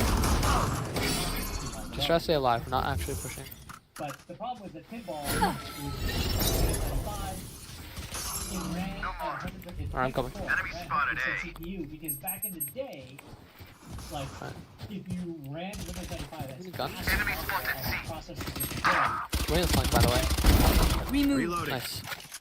But in the meantime, processors got faster and faster. And so I went Okay, to that's a figure fake. out, like, okay, why is it taking so much CPU? And I realized that it had no frame rate. It just We'll be strong. fast as it Enemy could. spotted C. And for fun, I Reina's found behind you, that man. there was Careful. some debug code to increase the frame rate. Sage, Reina's behind you. So I turned it on. Rebuilt it, ran it, it just showed asterisks. And that's because it Ooh, they're only here. included a 2 or 3 30 digit seconds. field for the Last player standing. Oh, 120. My bad. Spike down. C. I got 120 on him. He's one tap. And so it I have a really vandal fit. on my dead body.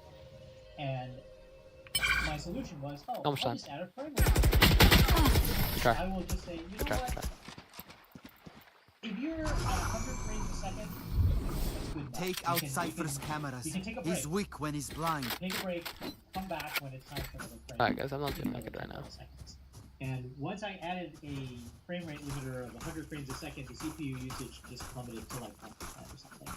And so that for me, that was my proudest moment in Windows development was I fixed pinball so you could. That's nice, pinball right? Sage, build and play protect pinball the at others.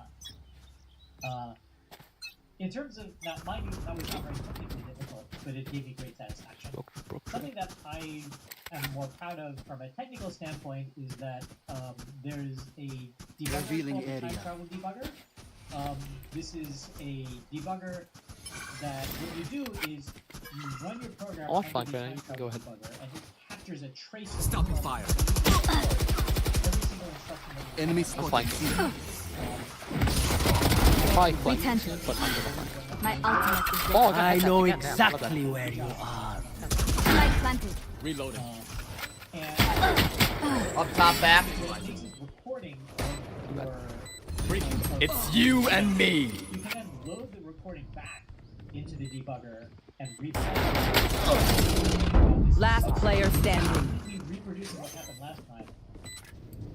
When you're doing normal debugging, sometimes you'll be like, okay, I'm gonna set a breakpoint, do some debugging. I'm sorry, guys. I'm not having a good game right now. I'm sorry. You have to start the program over, try to get back, reset the original conditions, set the breakpoint again, try to debug it again. And often, Enemies getting the close. program into the Eyes up. state where you want to debug it takes far You guys more wanna time push? than the actual debugging you want to do. But with time travel debugging, it's already recorded. You can just say, oh, go to time point so-and-so. Reloading. And then you can just start your debugging there. And if something went wrong, you're like, oh, okay, it's a recording. So you can just say, oh, execute backwards, go backwards in time. Fight! Reverse, step backwards. And, okay, I'm going to step forwards again and take closer attention to something. So it's a really fantastic tool for debugging Revealing area. these types of problems where setting up the problem takes a really long time. Often the problem might be like, oh, there's this, I found a memory corruption, I found the code that... Oh, damn. I think Spike down A. Reloading. And you can't set a break Don't go there. Here. Your duty is not I know exactly where. One enemy remaining. Hit the point where it's like, oh, If you let him peek, I can try to. so you have like a bit of clairvoyance. Last player I hit him standing. 101. 101. He's one tap. Anyway, that's a 101. strong setup. One of the He's one things tap. I did Go some get the made plant some and they can contributions to the retake time it. travel debugging code. And one of the things I did was Yeah, so in the code that he has ult, by the way. The replay is actually done by jitting. Alright, go right now. The Yeah, any tap should be a kill. The simulated instructions that were previously executed. 30 seconds The left. recording on an ARM and replay it on an x64 machine because we can replay ARM instructions. Like basically, there's like a tiny little ARM emulator inside the time travel debugger that's like single stepping in ARM. But it's really not single stepping. Joke's over! You're dead! He came back side of C. She's on zone. When you execute an ARM instruction, it actually breaks it down into like 3 little microcode instructions and records can't defuse those since microcode he's ulted. instructions. So then the replay happens. And so I did a little work in the jitter that takes those microcode instructions and regenerates x64 code to execute those microcode instructions. Nice. Come on. I wrote a couple of jitters for some of the microcode instructions. They but don't I have a also wrote the single life register worth allocator saving. for the jitter, and I was very, very proud. That was a very long story to say, I wrote a register allocator for a jitter. I'm so happy. I do love it. back in the old days, one time, I colored compressed files. Reloading. Said the team just smurfs. I still argue that's a good idea when it's not the only indication. Of course, explain why it's actually a bad idea and what they're doing with it now, because they're taking that feature away. Yeah, so there was a time when compressed files were. Stim beacon here. Was it compressed blue and encrypted green? Yeah. The problem Scanning with ahead. that, of course, is that there are people smoke. who have different types of color blindness, where those colors Watch that. like are distinguishable. I'll shoot him if you lose ISO.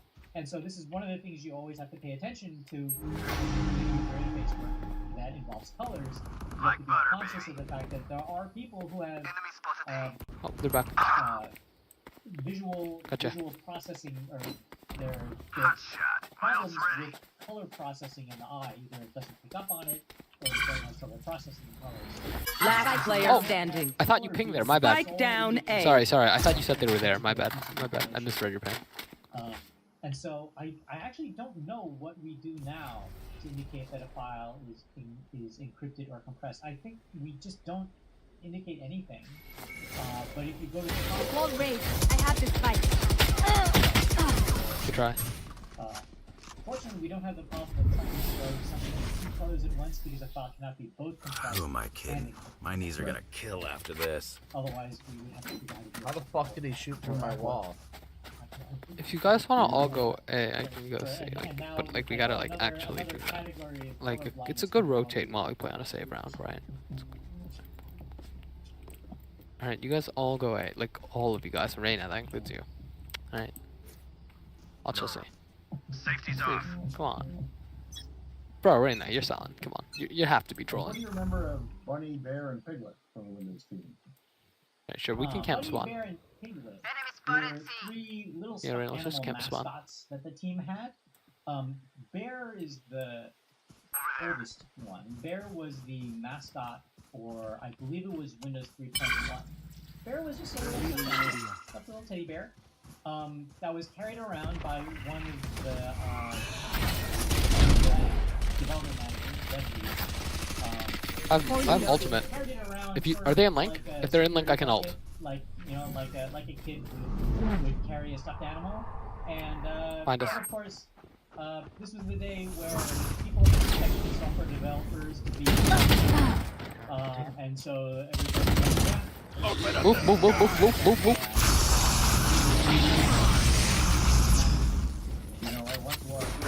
Oh shit! Enemy spotted. Spike down A. Making cover. Last player standing. But of course, one of the things that you do when you're one of your developers. 30 seconds left. Good try. And then cause, Are they hacking? No way.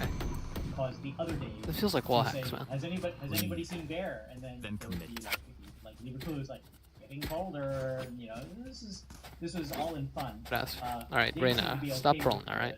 Like I don't know why you keep going C with a Marshall, but let's do something effective, right? Like teamwork. All right. In the Josh. Please. So it was not mean spirited. It was all. Immediately buys Marshall of the exercise. with 5,000 credits. Bear was You can buy an op, dude. Yeah. Yeah. When it's 3.0 or 3.1. Why are you so insistent on splitting up and going C? It's almost like you're trying to lose. 3.0 or 3.1 Or trying to troll. It will show a list of My ultimate is ready. It's you and me. What are you doing? An image, and I believe one of the images that cycled I don't even know. is That's right. a little stuffed animal teddy bear. So that was Smoke's Bear. down. And I believe Bear is even credited as Bear in the Easter egg. Ready to go? So that was Launching Bear. smoke. Bear was the mascot. Green side. One of the Windows 3 somethings. And All right. Stay back here, Reina. I'm gonna wall that off. Spike planted. Phoenix. Watch over ult. That Enemy Good. spotted.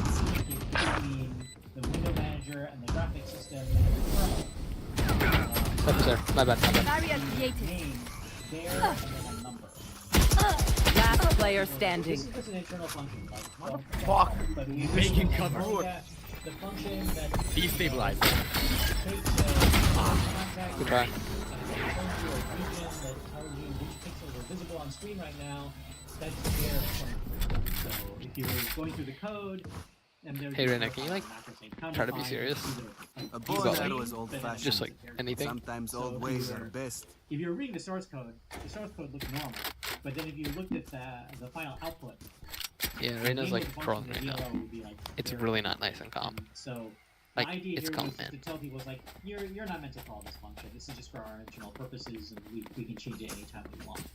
And so Bear showed up and hung around as Can we just watch and learn? Internal functions in the system. In Windows 3.1, Smokes down, stim beacon down. In Windows 95, Scanning they ahead. picked up a new stuffed animal called Bunny. Found them. And so it was just a little stuffed pea bunny. So now we have two stuffed IS animals. Marshall. Why are two of you guys having Marshalls? You guys are trolling, no way. And so Bunny sort of became the mascot of the user interface team, so most of their internal functions were called Bunny something something. They've also bought a larger stuffed animal Bunny, and so Enemy spotted. Hey, you said remember. Spike down A.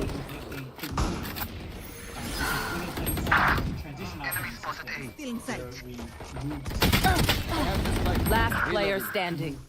Pieces of the operating system from 16-bit to 32-bit and it's supporting 32-bit applications while continuing to run the 16-bit applications. Wanna hold flank? And so now we had three stuffed animals. We had Bear, who was semi-retired at this point. Alright, you can We hold had on Bunny, plus one then. and we had 16-bit Bunny, and we had 32-bit Bunny. Meanwhile, the kernel team 30 sort of seconds got left. out of all of the stuffed animal mayhem. Alright, just find some And more so safe one of shelter. the members of the kernel team, Mike, he had a Spike planted. piglet from Winnie the Pooh. Just a little piglet sitting in Go his mid, they office. probably won't go there. Revealing area. So he decided that, I'm Yeah, just mid. going to decide piglet's the model, the Try. mascot of the kernel team. And so kernel Once functions, again, I'm really sorry guys, I'm not doing that good. internal functions I don't were know. just all I feel like they're Smurfs, who knows. something. So now you will see functions called But then again, I just wish that, guys, come on, can we like try our best to win? Like, try, like, please try? Like, you guys aren't even trying. I saw, are you even trying to win? to accomplish its own internal tasks. Dude, I'm gonna mute you if you keep talking.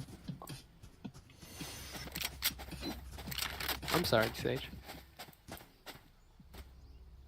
CNC, thank you for Alright, that. that's a She good says, idea. "Should we buy Reina, you're pushing B2, right? Alright, you're muted, dude.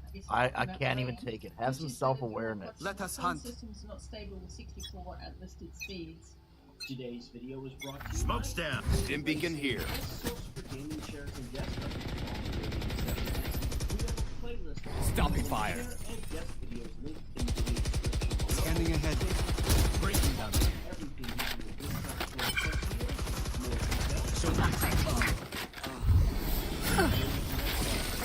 I know exactly where you are. Enemy spotted. Be left with 4 sticks and thought I was doing something wrong. Well, understand something. 4-stick kits. I had and omen at C. You're two good if stick you can kits clear that. are not the same memory kits are tested to work with themselves. They are not tested to work with anything else. Spike planted. So if you want 64 gigs of RAM, CNC, thank you so much. He says, should we buy a 2-stick or a 4-stick kit for stability? I guess he's talking about RAM. Which is better, dual or quad channel? Some systems not stable with 64 at listed speeds. today's video was brought to you by eWin Racing, the best source for gaming chairs and desk for those long gaming sessions. We have a playlist of our eWin chair and desk. One enemy remaining. Description below. Enemy spotted. Off of everything. Last enemy taken out. There is no quad channel on consumer desktop systems. Putting We 4 are sticks strong in because does we not are help with together. your bandwidth Don't overshoot. forget that. Now, having said that, there have He says, I haven't had any luck with 4 sticks and thought I was doing something wrong. well. I have money. Understand something. 4-stick kits and 2-stick kits are not the same memory. Memory kits are tested to work with themselves. They are not tested to work with anything else. So if you want 64 gigs of RAM, then you buy a 64 gig kit, and it should work at the rated speed on supported platforms.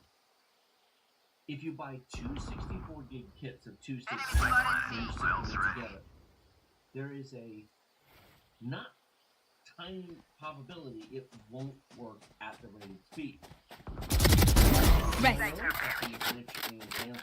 I have 64 gigs in my system, but my Ryzen 9 7950X. No charges left. Enemy spotted. C. Barrier created. One enemy remaining. And ironically, enemy spotted. C. You will barely work with. Last round in the half. We cannot keep our goods after this. Spend all. Now, here's the kicker. I don't have a 64 gig kit in that machine. I have two 32 gig kits. Because when I bought them, the 64 gig kits were the price of a small car. So I bought two 32 gig kits, and so there's 4 DIMMs in that machine. Great. Well, about a month ago, You know what to I do. updated to the latest BIOS. There's been security patches and fixes. You really, really do need to update your BIOSes, folks. I mean, there's a lot of reasons to update. It's you and me. The system is post. So I rebooted. Reloaded. Our spike is down. Spike down A. Turned XMP back on. No, I don't run it over at all. Everything else is stopped. Reloading. Wooden post. Nothing. So,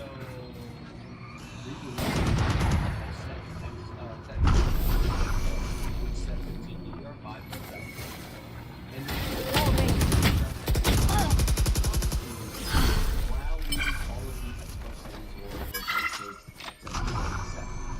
and I'm turning 6,000 down to 5,600 with 5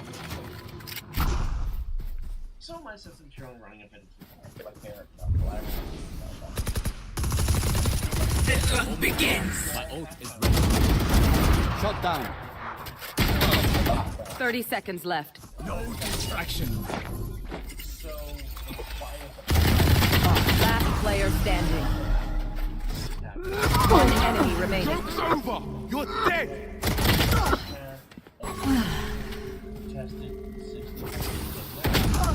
Stealing seconds. 10 seconds left.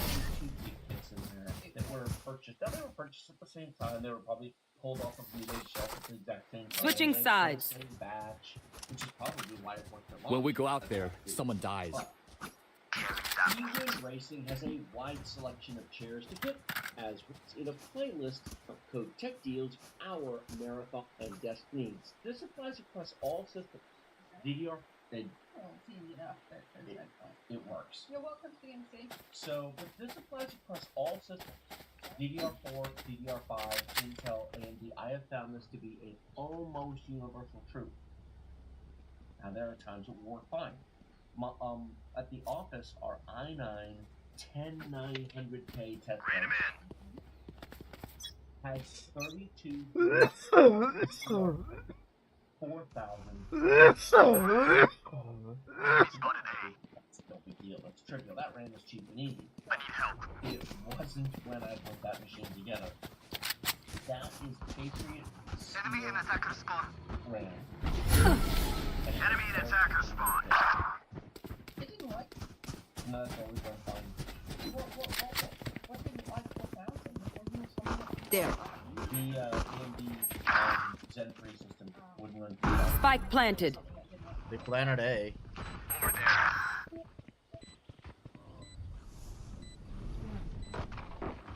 Headshot.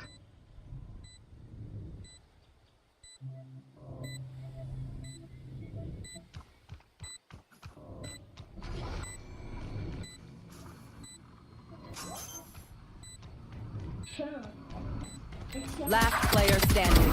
Enemy down. Opponent's killed. A lateral movement that blasted open the boys-only gates of the punk rock world and brought feminism out of the university. What will it be this time? Have any patterns emerged yet? We might already be tough, but it was like this is who I am, and I don't really give a shit what you think about who I am and how I express myself.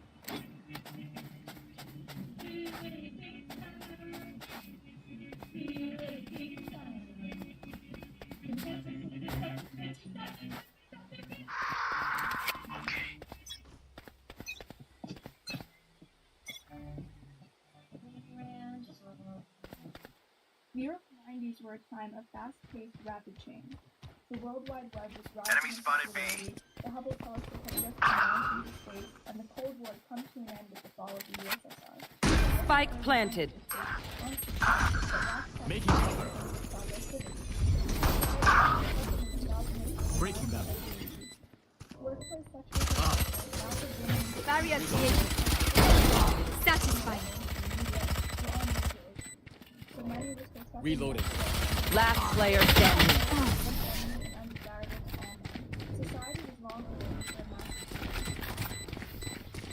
Pay attention. Might learn something. Revolutionary in the way it impacted music, style, and belief. It was anti-capitalist and anti-establishment. Punk was a rebellion against conformity.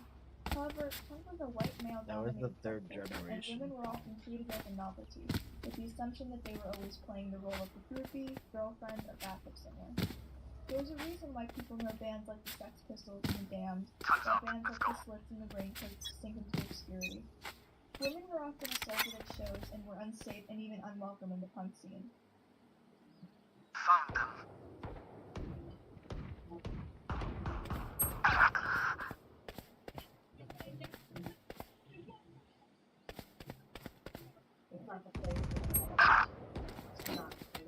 It's you and me. Enemy spotted A. No charges left. Spike planted.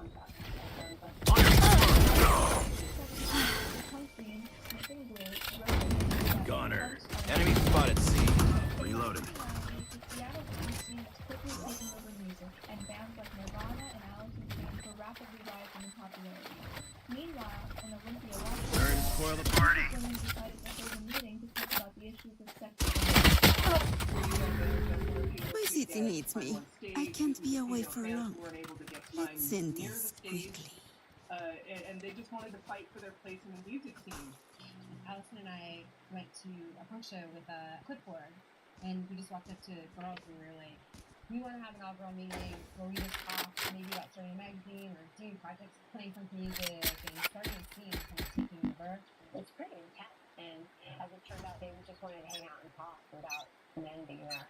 They wanted to talk about sexual abuse, they wanted to talk about coming out, and get information and share information with each other. So my first white girl meeting must have been 1991. So it was my first experience having really close girlfriends who I could always talk to and rely on. Smoke's down. But it was also about getting out. Spike down A. Launching smoke. Spike is A. Trying to have a little bit of fun. It was about sisterhood. It was my first real experience with Joke's over. You're dead. Deploying drone. You still have the spike? I was noticing that Reloading. treated at shows the same way that boys were. And that very Enemy spotted A.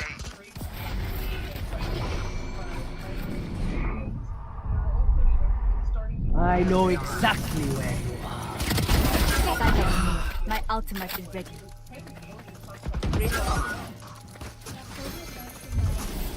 Your duty is not over. Ain't my time. 30 seconds left. One enemy remaining. These two bands played a very pivotal role and was part of the main driving force of the movement. Soon after, Spike planted. published a Riot Girl Manifesto in their second issue of their Bikini Kill zine. She wrote a Riot Girl Manifesto in the Bikini Kill fanzine called Girl Power, and I wrote what I dreamed Riot Girls would be, and encouraged other girls and women to write their manifestos of what they wanted Riot Girls to be. the idea was that any woman anywhere could take that make anything she wanted, be it branded or copyrighted or anything like that. It belonged to everybody. This is our home.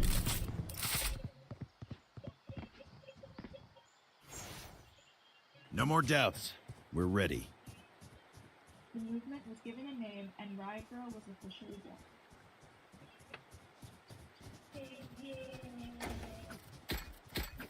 The Riot Girl movement disrupted the status quo and rejected the social conflict of how women were supposed to look and act. Riot Girl bands used their music to express feminist and anti-racist viewpoints. They were all about being on. We survive.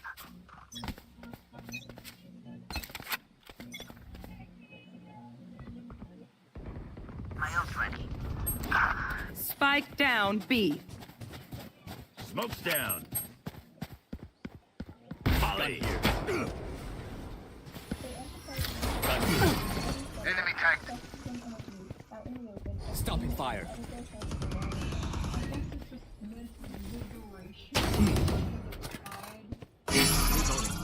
Reloading. Seemingly from out of nowhere, they would come very untimely to me, and Last player standing. And certainly, as someone who loved weird bands and went to shows all the time, who sort of probably Spike planted. My ultimate is not ready. Wall raid. It felt like it transcended Riot Girl was always about liberation. we did a lot of standing up to Instinct only goes so far. Skill covers the rest. little girls were taught not to do, which we were good at. Need equipment. The sisterhood of perfecting the staff and handing out the flyers and spreading the word. The movement was called Riot Girl to remove the passive assumptions and associations with the word girl, and spelled GRRRL to be reminiscent of a growl. We were originally called Girl Power.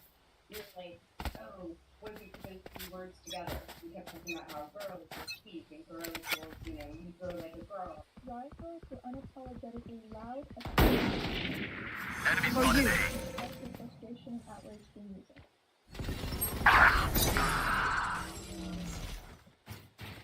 Spike down A.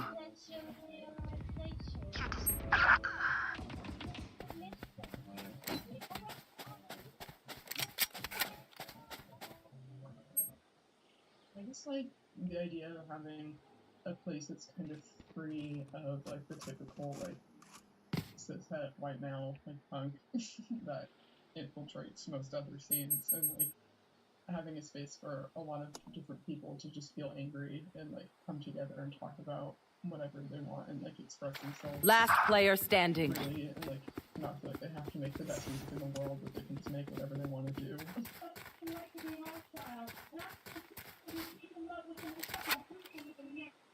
Spike planted. Can really be themselves and explain what they're mad about and angry without being judged, and trying to like not be liberal itself and just really what they really mean and like their anger. It's basically just like Match the point. ability to really Even be with themselves numbers, anything can still happen. Remember and that. like not have to apologize for Need their equipment. feelings.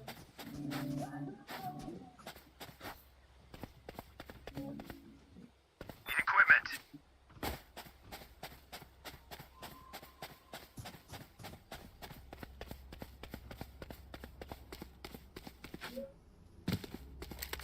Riot Girl bands often use satire in their music to poke fun at the expectations. They will come. And Kath and Hannah often sang in a dialect.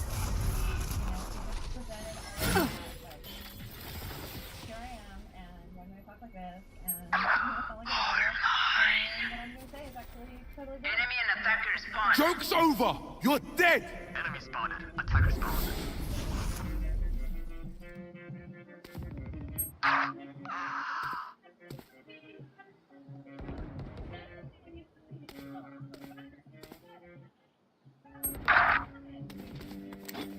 Enemy spotted A. Spike down A. But it was really hard what was beauty when I started listening to the King Dad, I started One listening enemy to remaining. other A.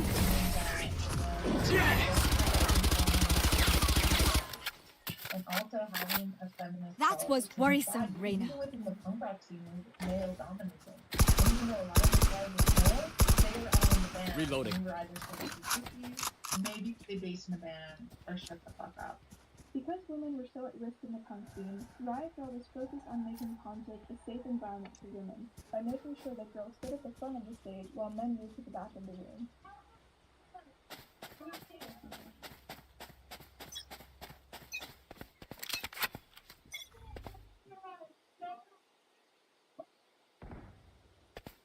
Like to go to shows and not see either a possible hookup or non-existent. It was me. It was you. It wasn't like the guys had all the space. It was us. Like, we were the priority. The empowering nature of these shows often made men upset, and Riot Girl bands were often not to deal with hecklers, and were sometimes I need help, B.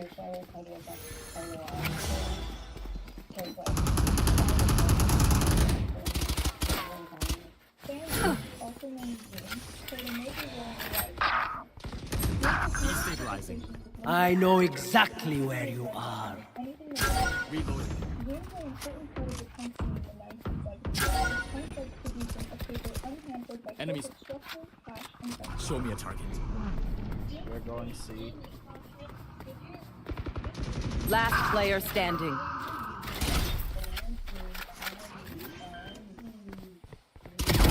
Enemy removed. Spike planted.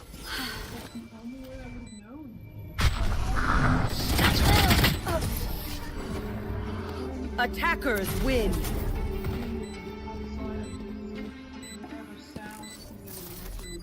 What people's ideas were, but they were just so much more readable than in a book.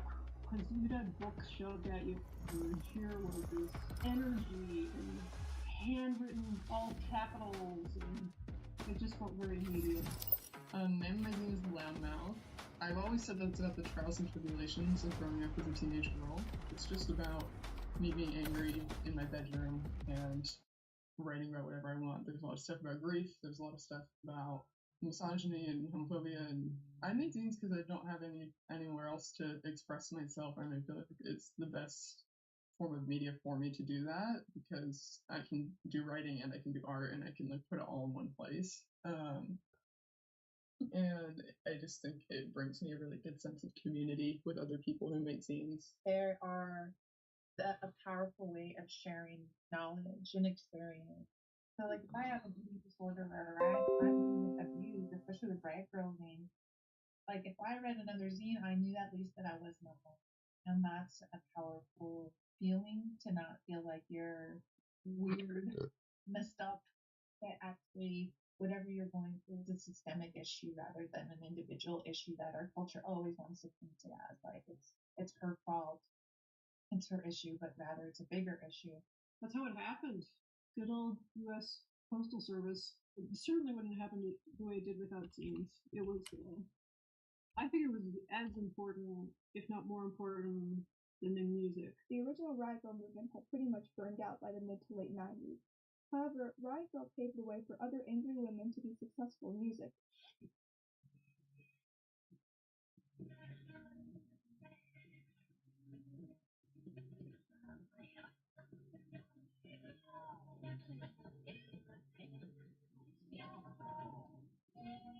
Despite the movement not being entirely the same, you can still see remnants of Riot Girl in modern times. I think that there's a spirit of Riot Girl in me too.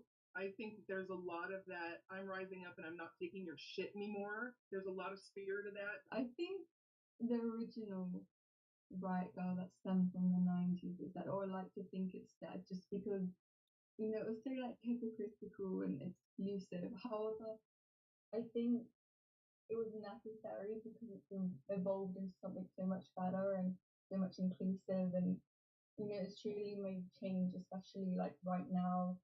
It's so much more accessible for everybody. Some parts were very ignorant. Some parts were great, and I'm not saying that everyone involved in the original movement was like that, but I think It was just quite a lot of it was quite foamy compared to Melody.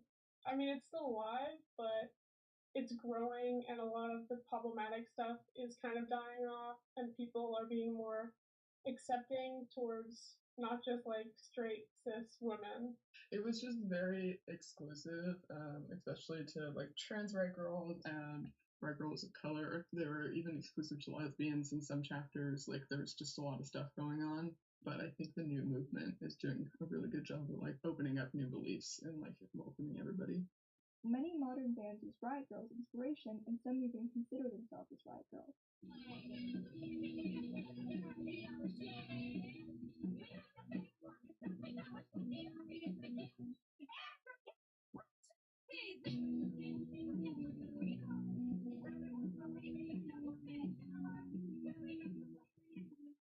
Anyone in this room who identifies as a female, I don't care how you were born, if you say, I'm a girl, come to the front, okay?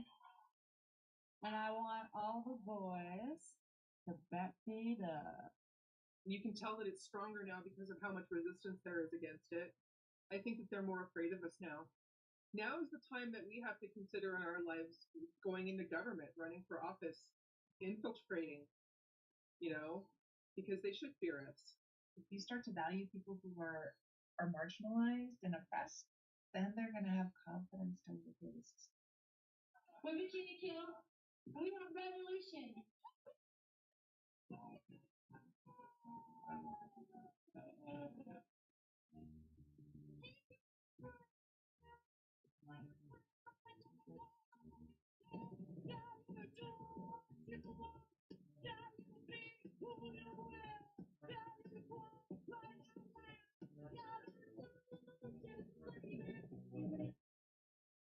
I don't know how I want to start this. Well, I guess let's just get into it then, because we're recording live on Twitch right now, YouTube later. I want to bring up something that's kind of irritating me, and I will fully admit, I guess I could be blamed for some of this. A few days ago, I released a video about how Slipknot's new drummer may have revealed themselves. Of course, we talked about Jeremy Kling, who up until very recently was the drummer for Venom Inc.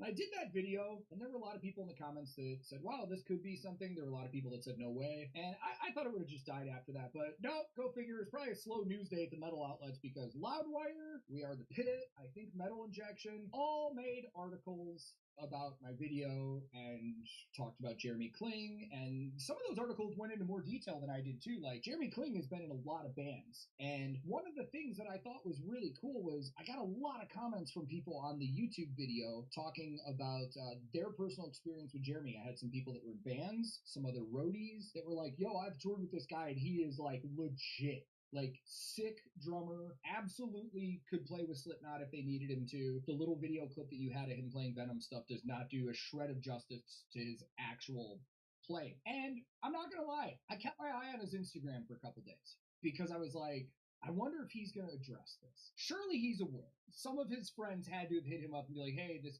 random ass dude made a video about it and now Loudwire's talking about it. I figured maybe if he was not the drummer, he would have just come out and said, yeah, it's not me, this is being overblown. That hasn't happened. But one of the interesting things, his Instagram followers in the last couple days have like doubled because people are aware. They're keeping an eye on him. But I want to talk about the thing that is really kind of annoying to me. It's the fact that some Slipknot fans need to take a chill pill. They need to take a huge fucking chill pill. Because I was looking at his comments on some of his posts, and there are people going in on this guy. Like, you're not Jay. You could never replace Jay. You wish you're as good as Jay. Like, and the ironic thing about all of that is that that's the same stuff that happened to Jay after Joey was fired. I feel like the same kind of people that are like doing this on the internet to guys like Jeremy are the same kind of people that jump in my comments and lose their minds and, oh, you, an advertisement in a video, unsubscribe. This is bullshit. You're a fucking sellout. And speaking of advertisements in videos, I feel like this is the perfect time to take a minute or two to talk about the sponsor of this video, World of Warships. World of Warships is a massive free-to-play game available on PC. Some of you watching may already be familiar with their developer, Wargaming, because they're the same people that collaborated with these music videos for Sabotage. And World of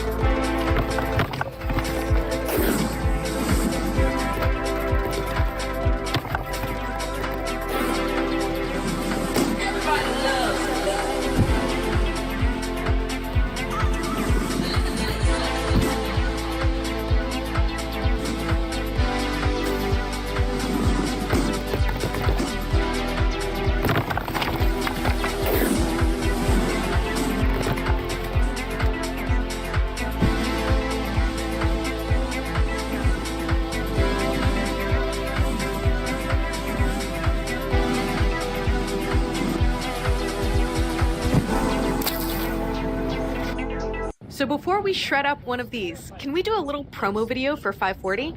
Sure. What do you want to do? Make episode on the incredibly venomous inland Titan and its close relatives that live on other parts of the continent. But occasionally, the most unexpected species can turn violent. Okay, here's the jump. Reach between your toes to do a little indie. Don't forget to land. Oh, come on. Remember to do an indie.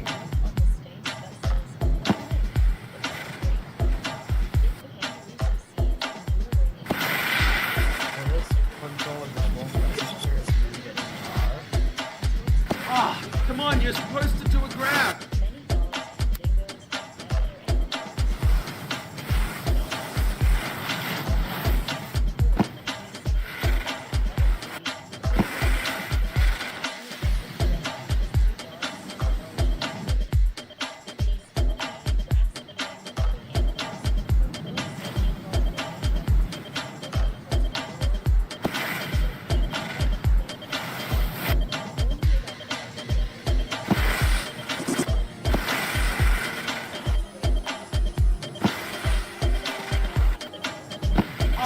Come on, you're supposed to do a grab.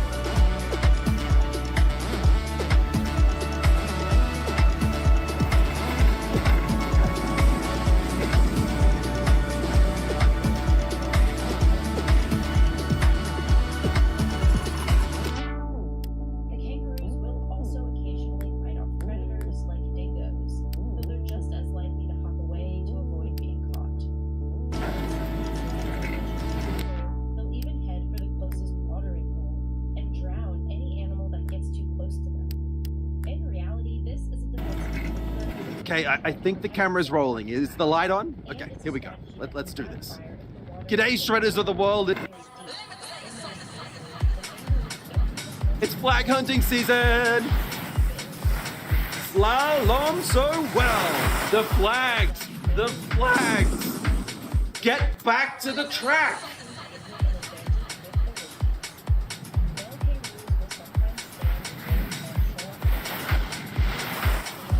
Oh, yeah, you did. All right, now for some epic carving. Lean into it and shred.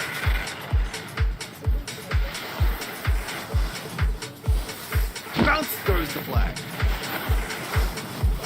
I want to see that replay.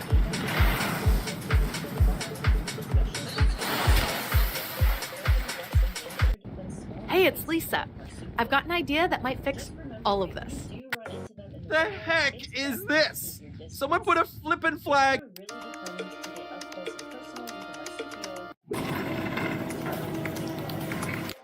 If you're watching this video, you're probably drawn to the natural world and all of its strange creatures. The enormous, the intelligent, the scary, the weird, the bug.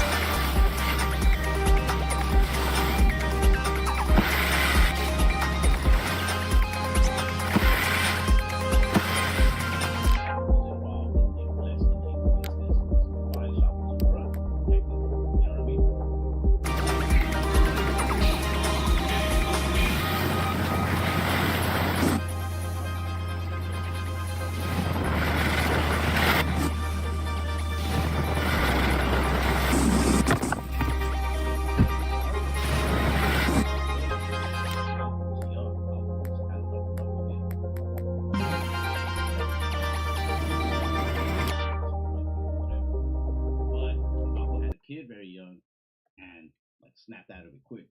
Just wanted to be like a respectable man, just do the right thing. You know what I mean? Right. And he's still that guy to this day. My uncle's been working the body shop since he was like, I might be getting the age wrong, maybe like 20. Right now he's in his like late 30s, mid 30s.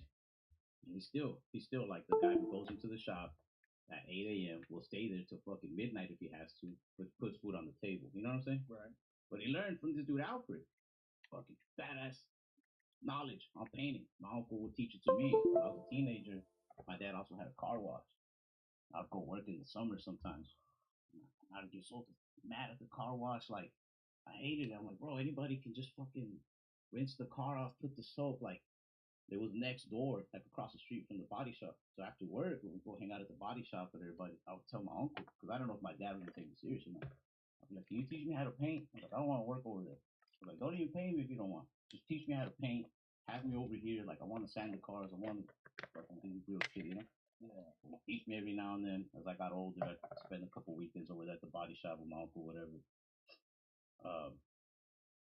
After high school, while my dad was already locked up or whatever, my uncle, I guess, to like check on me, make sure I wasn't like getting sad or some shit, he would just call me, kind of would give me a choice. He'd be like, hey, I need help. Like, come help me out with it. Like, all right. And, I started getting good. I went to paint school for a while to get like certified.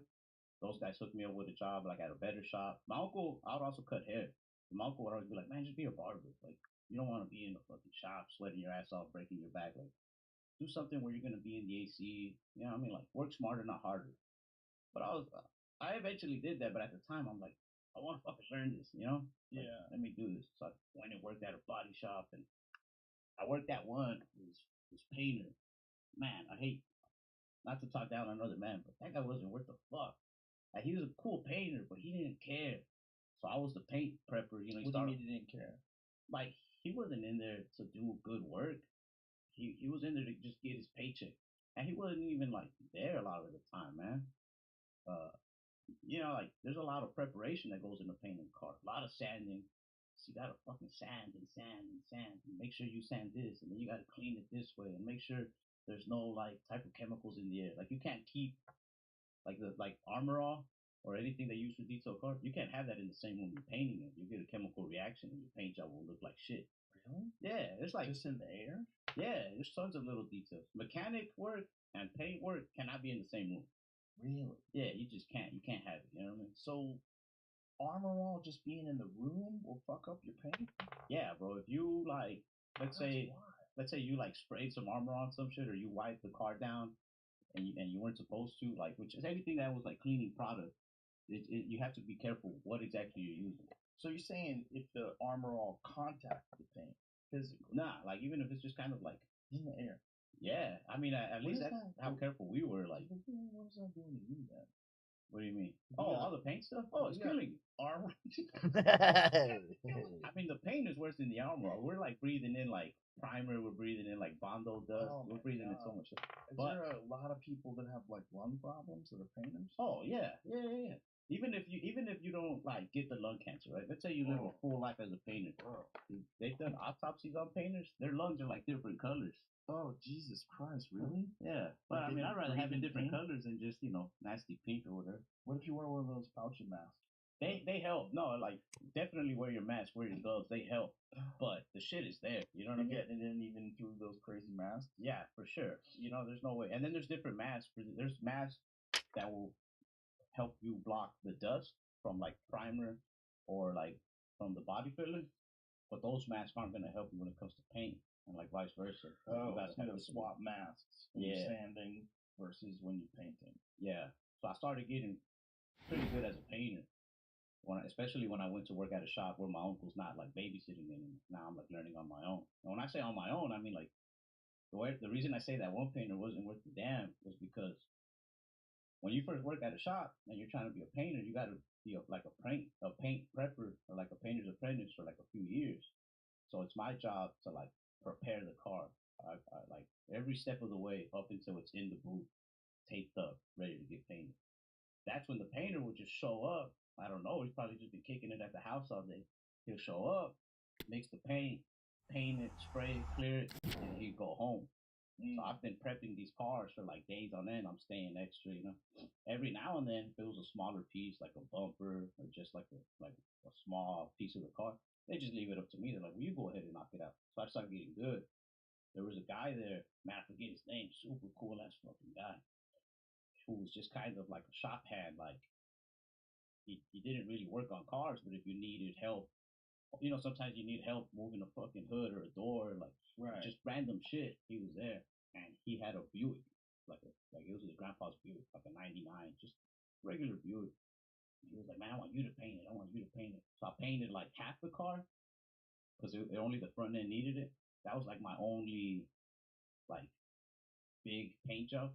I started getting good, but that's when I really jumped more into comedy. So I just kind of quit and I did whatever I had to do to make sure comedy worked out.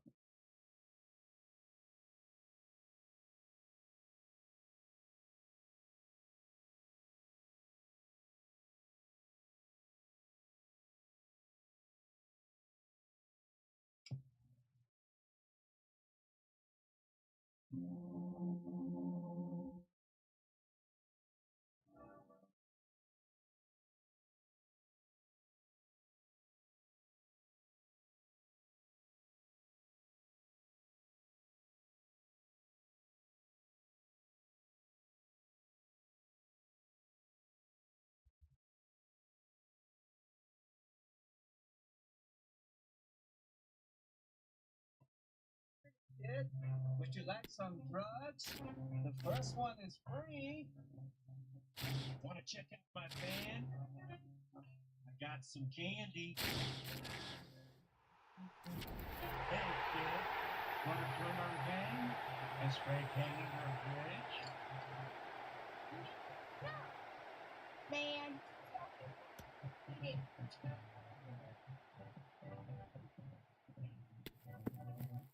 The 90s were a simpler time, and the ad you just watched may be reminiscent of the kinds of ads we watched in the 90s. They were cheesy, corny, and a lot of fun. And I want you to watch a little more of these roller skate loving kids rejecting drugs and instead focusing on what they love the most, roller skating.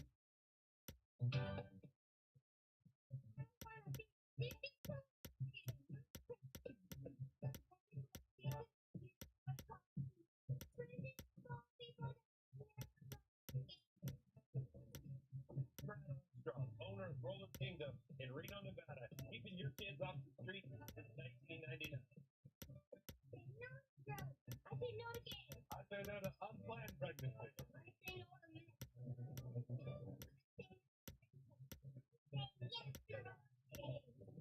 Man, this Roller Kingdom is really putting us out of business. You said it, man. This deal sucks. But you know what? Maybe we should give up this life of crime and start roller skating.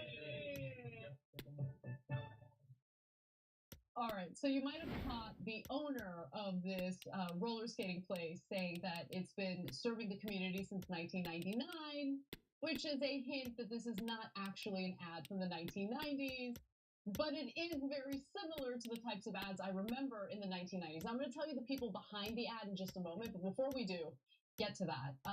Cenk, am I right? Am I remembering the 90s correctly? Well, not only that, also 80s.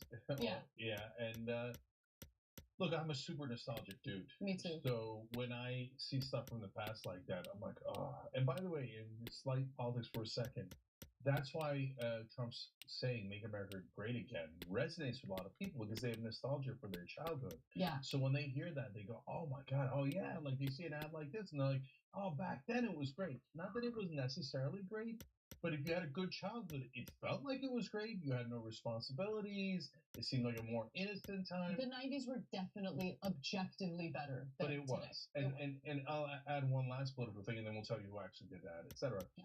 Is that I remember doing a talk show all the way back in the 1990s. Okay, late 1990s, and I would tell the audience all the time, it's never going to get better than this, guys.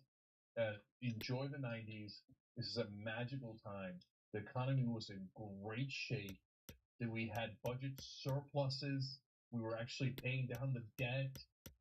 Like now, at the end, Bill Clinton ruined it by opening the gates to like corporate control of our government, which then led to, you know, catastrophe after catastrophe. He worked with the Republicans to do that, and then George W. Bush made it worse, etc. But you're not wrong, especially if you're feeling nostalgic about the 1990s, because that was a golden time in America.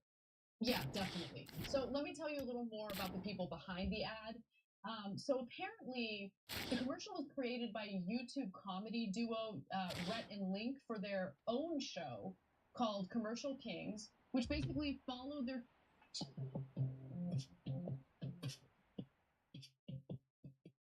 Tell me about the confidential coffee maker. So back in the day... And a warm welcome. This is the scene here at the Etihad Stadium. I'm Derek Ray, and joining me to provide expert analysis is Stuart Robson. And with the atmosphere really building up nicely, we should be in for a terrific contest. It is Manchester City taking on Real Madrid. Thanks, Derek. Well, often we talk about the tactics, the individual players that are missing, but so often it's the mentality of the players that is key to winning any football game. Which of these... And Benzema! Oh, commanding goalkeeping.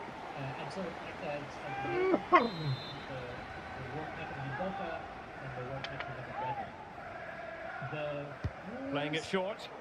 Under pressure to get it away. And so the starting 11 for Manchester City. Ederson stands between the posts. John Stones starts with Kyle Walker as fullbacks. Bernardo Silva plays alongside Kevin De Bruyne in the centre of midfield. And the main threat in attack today should be Erling Haaland. Immediately there was a problem because there was a significant culture clash. Plenty of support here. Of course.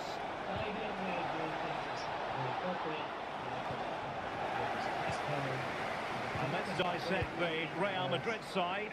Thibaut Courtois begins in goal. Vinicius Junior starts with Rodrigo out wide. And the lead striker today is Karim Benzema. IBM were much stricter. You would get written up. You would receive a citation if somebody saw, for example, you would get a security Stones. If you beat yourself into the building. Well, if you're the opposing defender, you've really got to keep a weather eye on Erling Haaland. What are you expecting to see from him in this game, Stuart? Well, in many ways, he's a throwback to the 80s in the way he plays. He's so strong when holding up the play. He can outmuscle opponents. Today, the defenders will certainly know they've been in a battle. Oh, fancy footwork. Chance to take the lead. Well, that is a moment he would love to have back because it really was there for him. I'm not quite sure how wearing shorts is a security violation. Camavinga. That's how they pass it. Not a great pass. Bruyne has support. Full credit. Wonderful stop.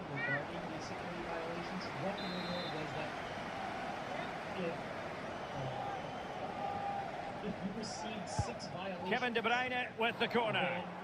Well, he wasn't messing around with the clearance.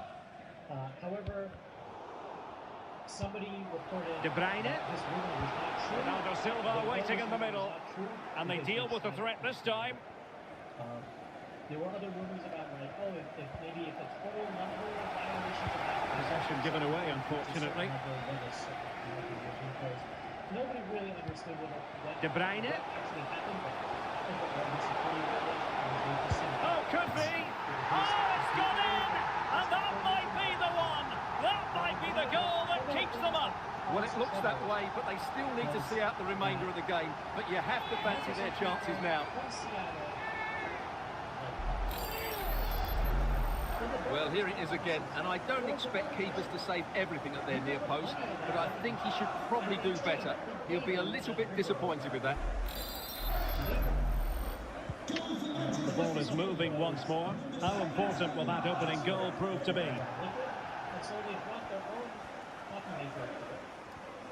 This was immediately cited as a security violation because it was an unauthorized heat Poor pass under no real pressure.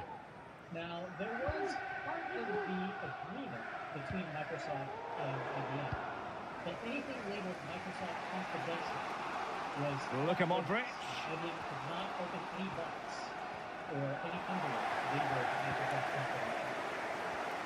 So, Microsoft employees who Mahrez. Now, counter-attacking possibilities here. Defenders need to cover. Well, that is how to break up a counter-attack.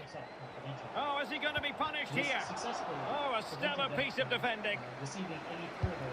Able to get a body in the way.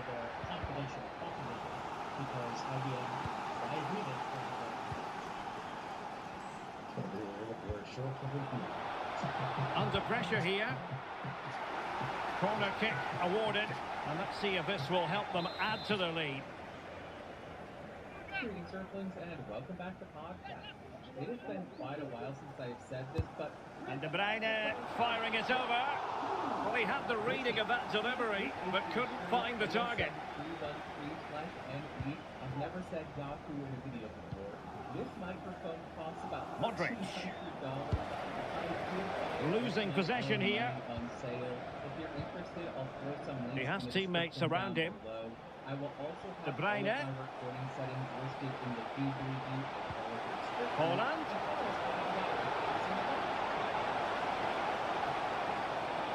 Can he open the door to a potential goal? And keeping it out.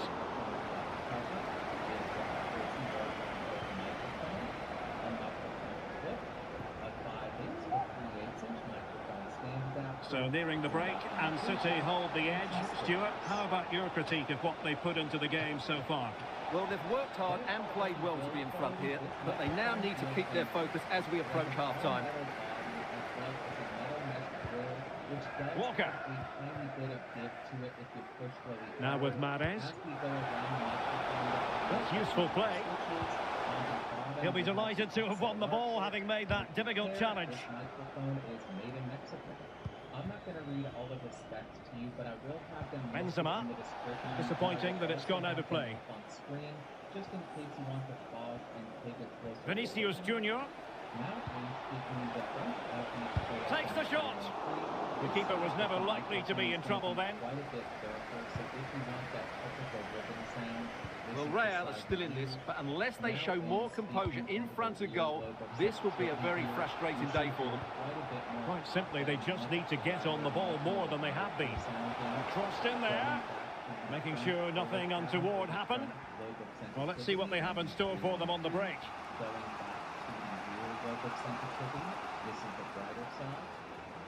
Oh, that's a really good run. And a chance to level it. In it goes! As this game takes another dramatic twist. Well, you can sense the nerves out there. This really will be a test of their character now. And then this is the rear of the microphone. Well, as you can see, that's a great bit of skill. He times this so sweetly. What a good goal that is. So underway again, following the goal that made things level. Well, just 1 minute of time added on for stoppages here. De Bruyne. Must take the lead here. Oh, that's textbook goalkeeping. Well, just listen to these fans. They're urging their team to score here and take the lead.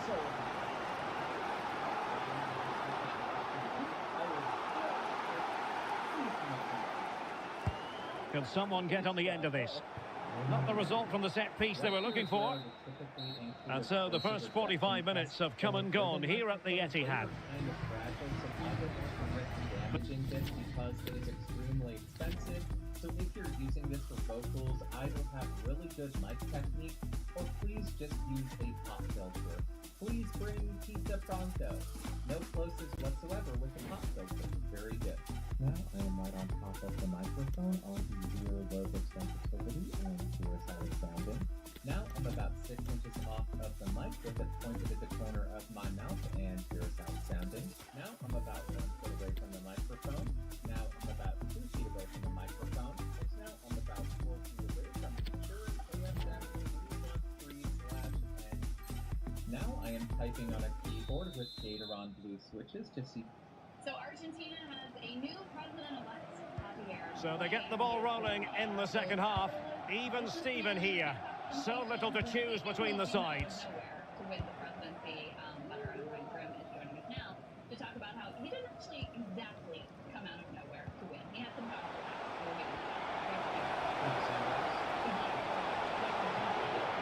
Can he put them ahead? set pieces can be so important. Let's see what City have been working on.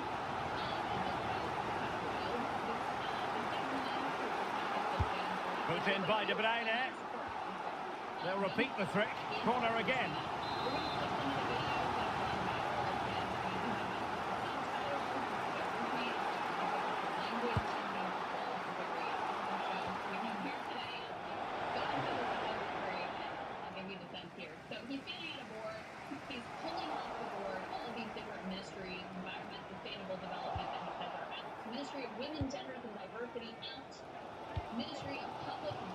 I must say, this looks promising.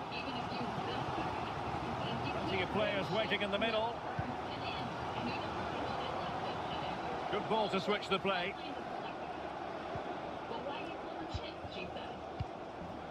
Foden. On to Silva. Will it be? And what a magical save it was!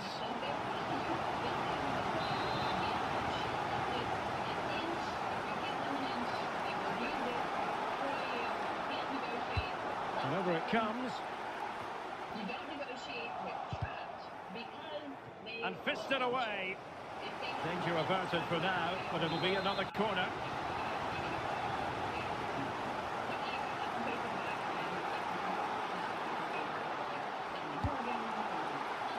Well, he made the catch under pressure.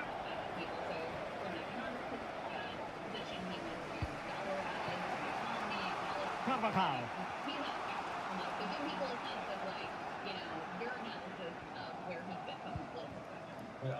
Modric. And City recovering possession well. Well, the hosts have dominated the flow of the game in the last 15 minutes and looked a real threat going forward. But they must take one of these chances while they're having this good period that you do sense it's coming. And he takes it on. Oh, he saved it well.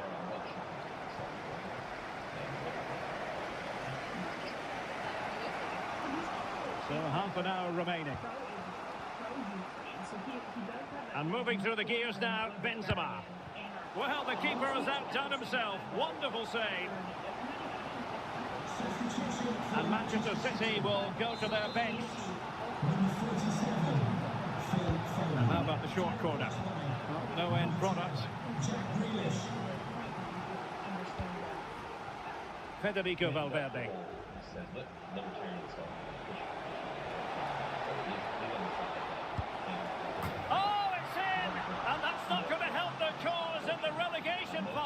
Well, they've only got themselves to blame. They've been dropping far too deep, almost inviting pressure.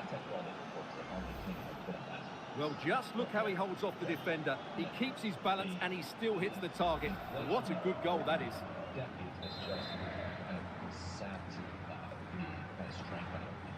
People will get paid and immediately spend all of it. So City get the match restarted. Can they come up with an equaliser having conceded?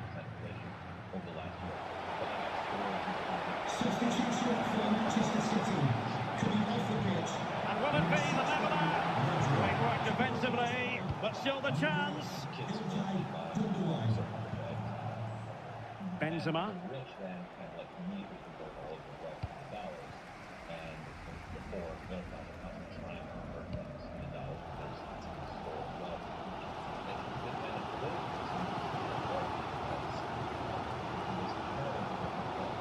He might be able to profit from the wide position, but it fizzles out thanks to that piece of defending. Eduardo Camavinga. That is how to apply the pressure.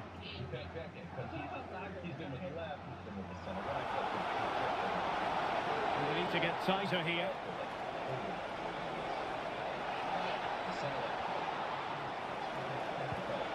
Carvajal.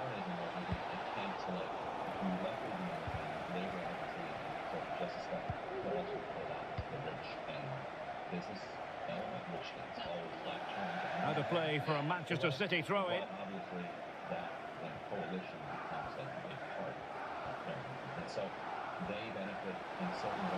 He has time to play it over. Mahrez. Well, that's how to do it inside your own penalty area.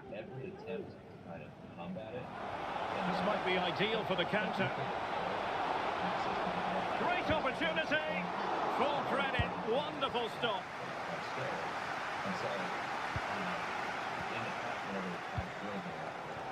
Stones.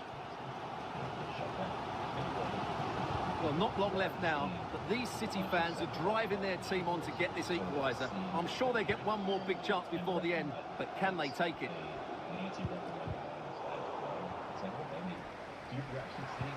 Oh, great vision. And the keeper more than equal to it. This late corner could represent their last chance to equalise. Well, Real Madrid are going to make the change now. Get some things through. The problem for people will be the only thing they'll end up getting through will be more kind of subsidies for the rich and like that wing of. Do we have that leaf on? Yeah. Piece that we have? Yeah. Put this up on the screen, guys, from The Intercept. Some great reporting here from Li Feng about the Atlas Network, and the headline here is Sphere of Influence: How American Libertarians Are Remaking Latin American Politics, and it's this sort of sprawling network of think tanks. We're all familiar with the Coke Network. This is sort of the equivalent from a foreign affairs perspective. And Manchester City going to the bench. A double substitution here.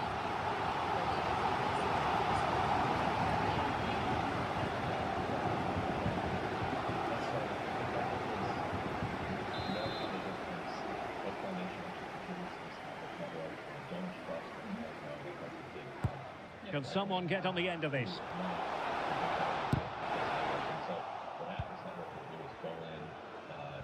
Now, counter-attacking possibilities here. They need to get bodies back. Oh, surely! Well, relying on the goalkeeper. Well, there's not long left now, but that just about keeps them in it. Well, what a brilliant atmosphere we've got here. These City fans deserve an equaliser, that's for sure. Time was against Manchester City, but still they could hit back. Well, it came to nothing in the end. Carvajal. And that is the sort of tackle he had scripted in his mind.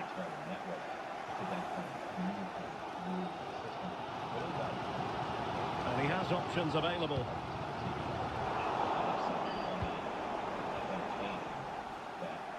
Mendy.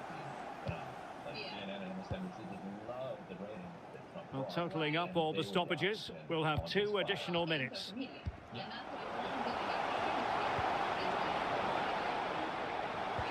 This could square the game, but no, he's gone and missed it. Well, what a huge moment that could prove to be. They're running out of time here. You missed Mendy. that. And there's the final whistle, the big headline, defeat for City. What did you make of this? Well, Derek, not quite good enough today. Yes, they only lost by 1 goal, but I never felt they were in control of the game. A frustrating day all round for the coach to think about for the next time. Well, you know, when our colleagues in the newspapers come out with their grades for this match, he's going to get very high marks. Well, he was excellent today, and he gave them that all-important lead. They just struggled to...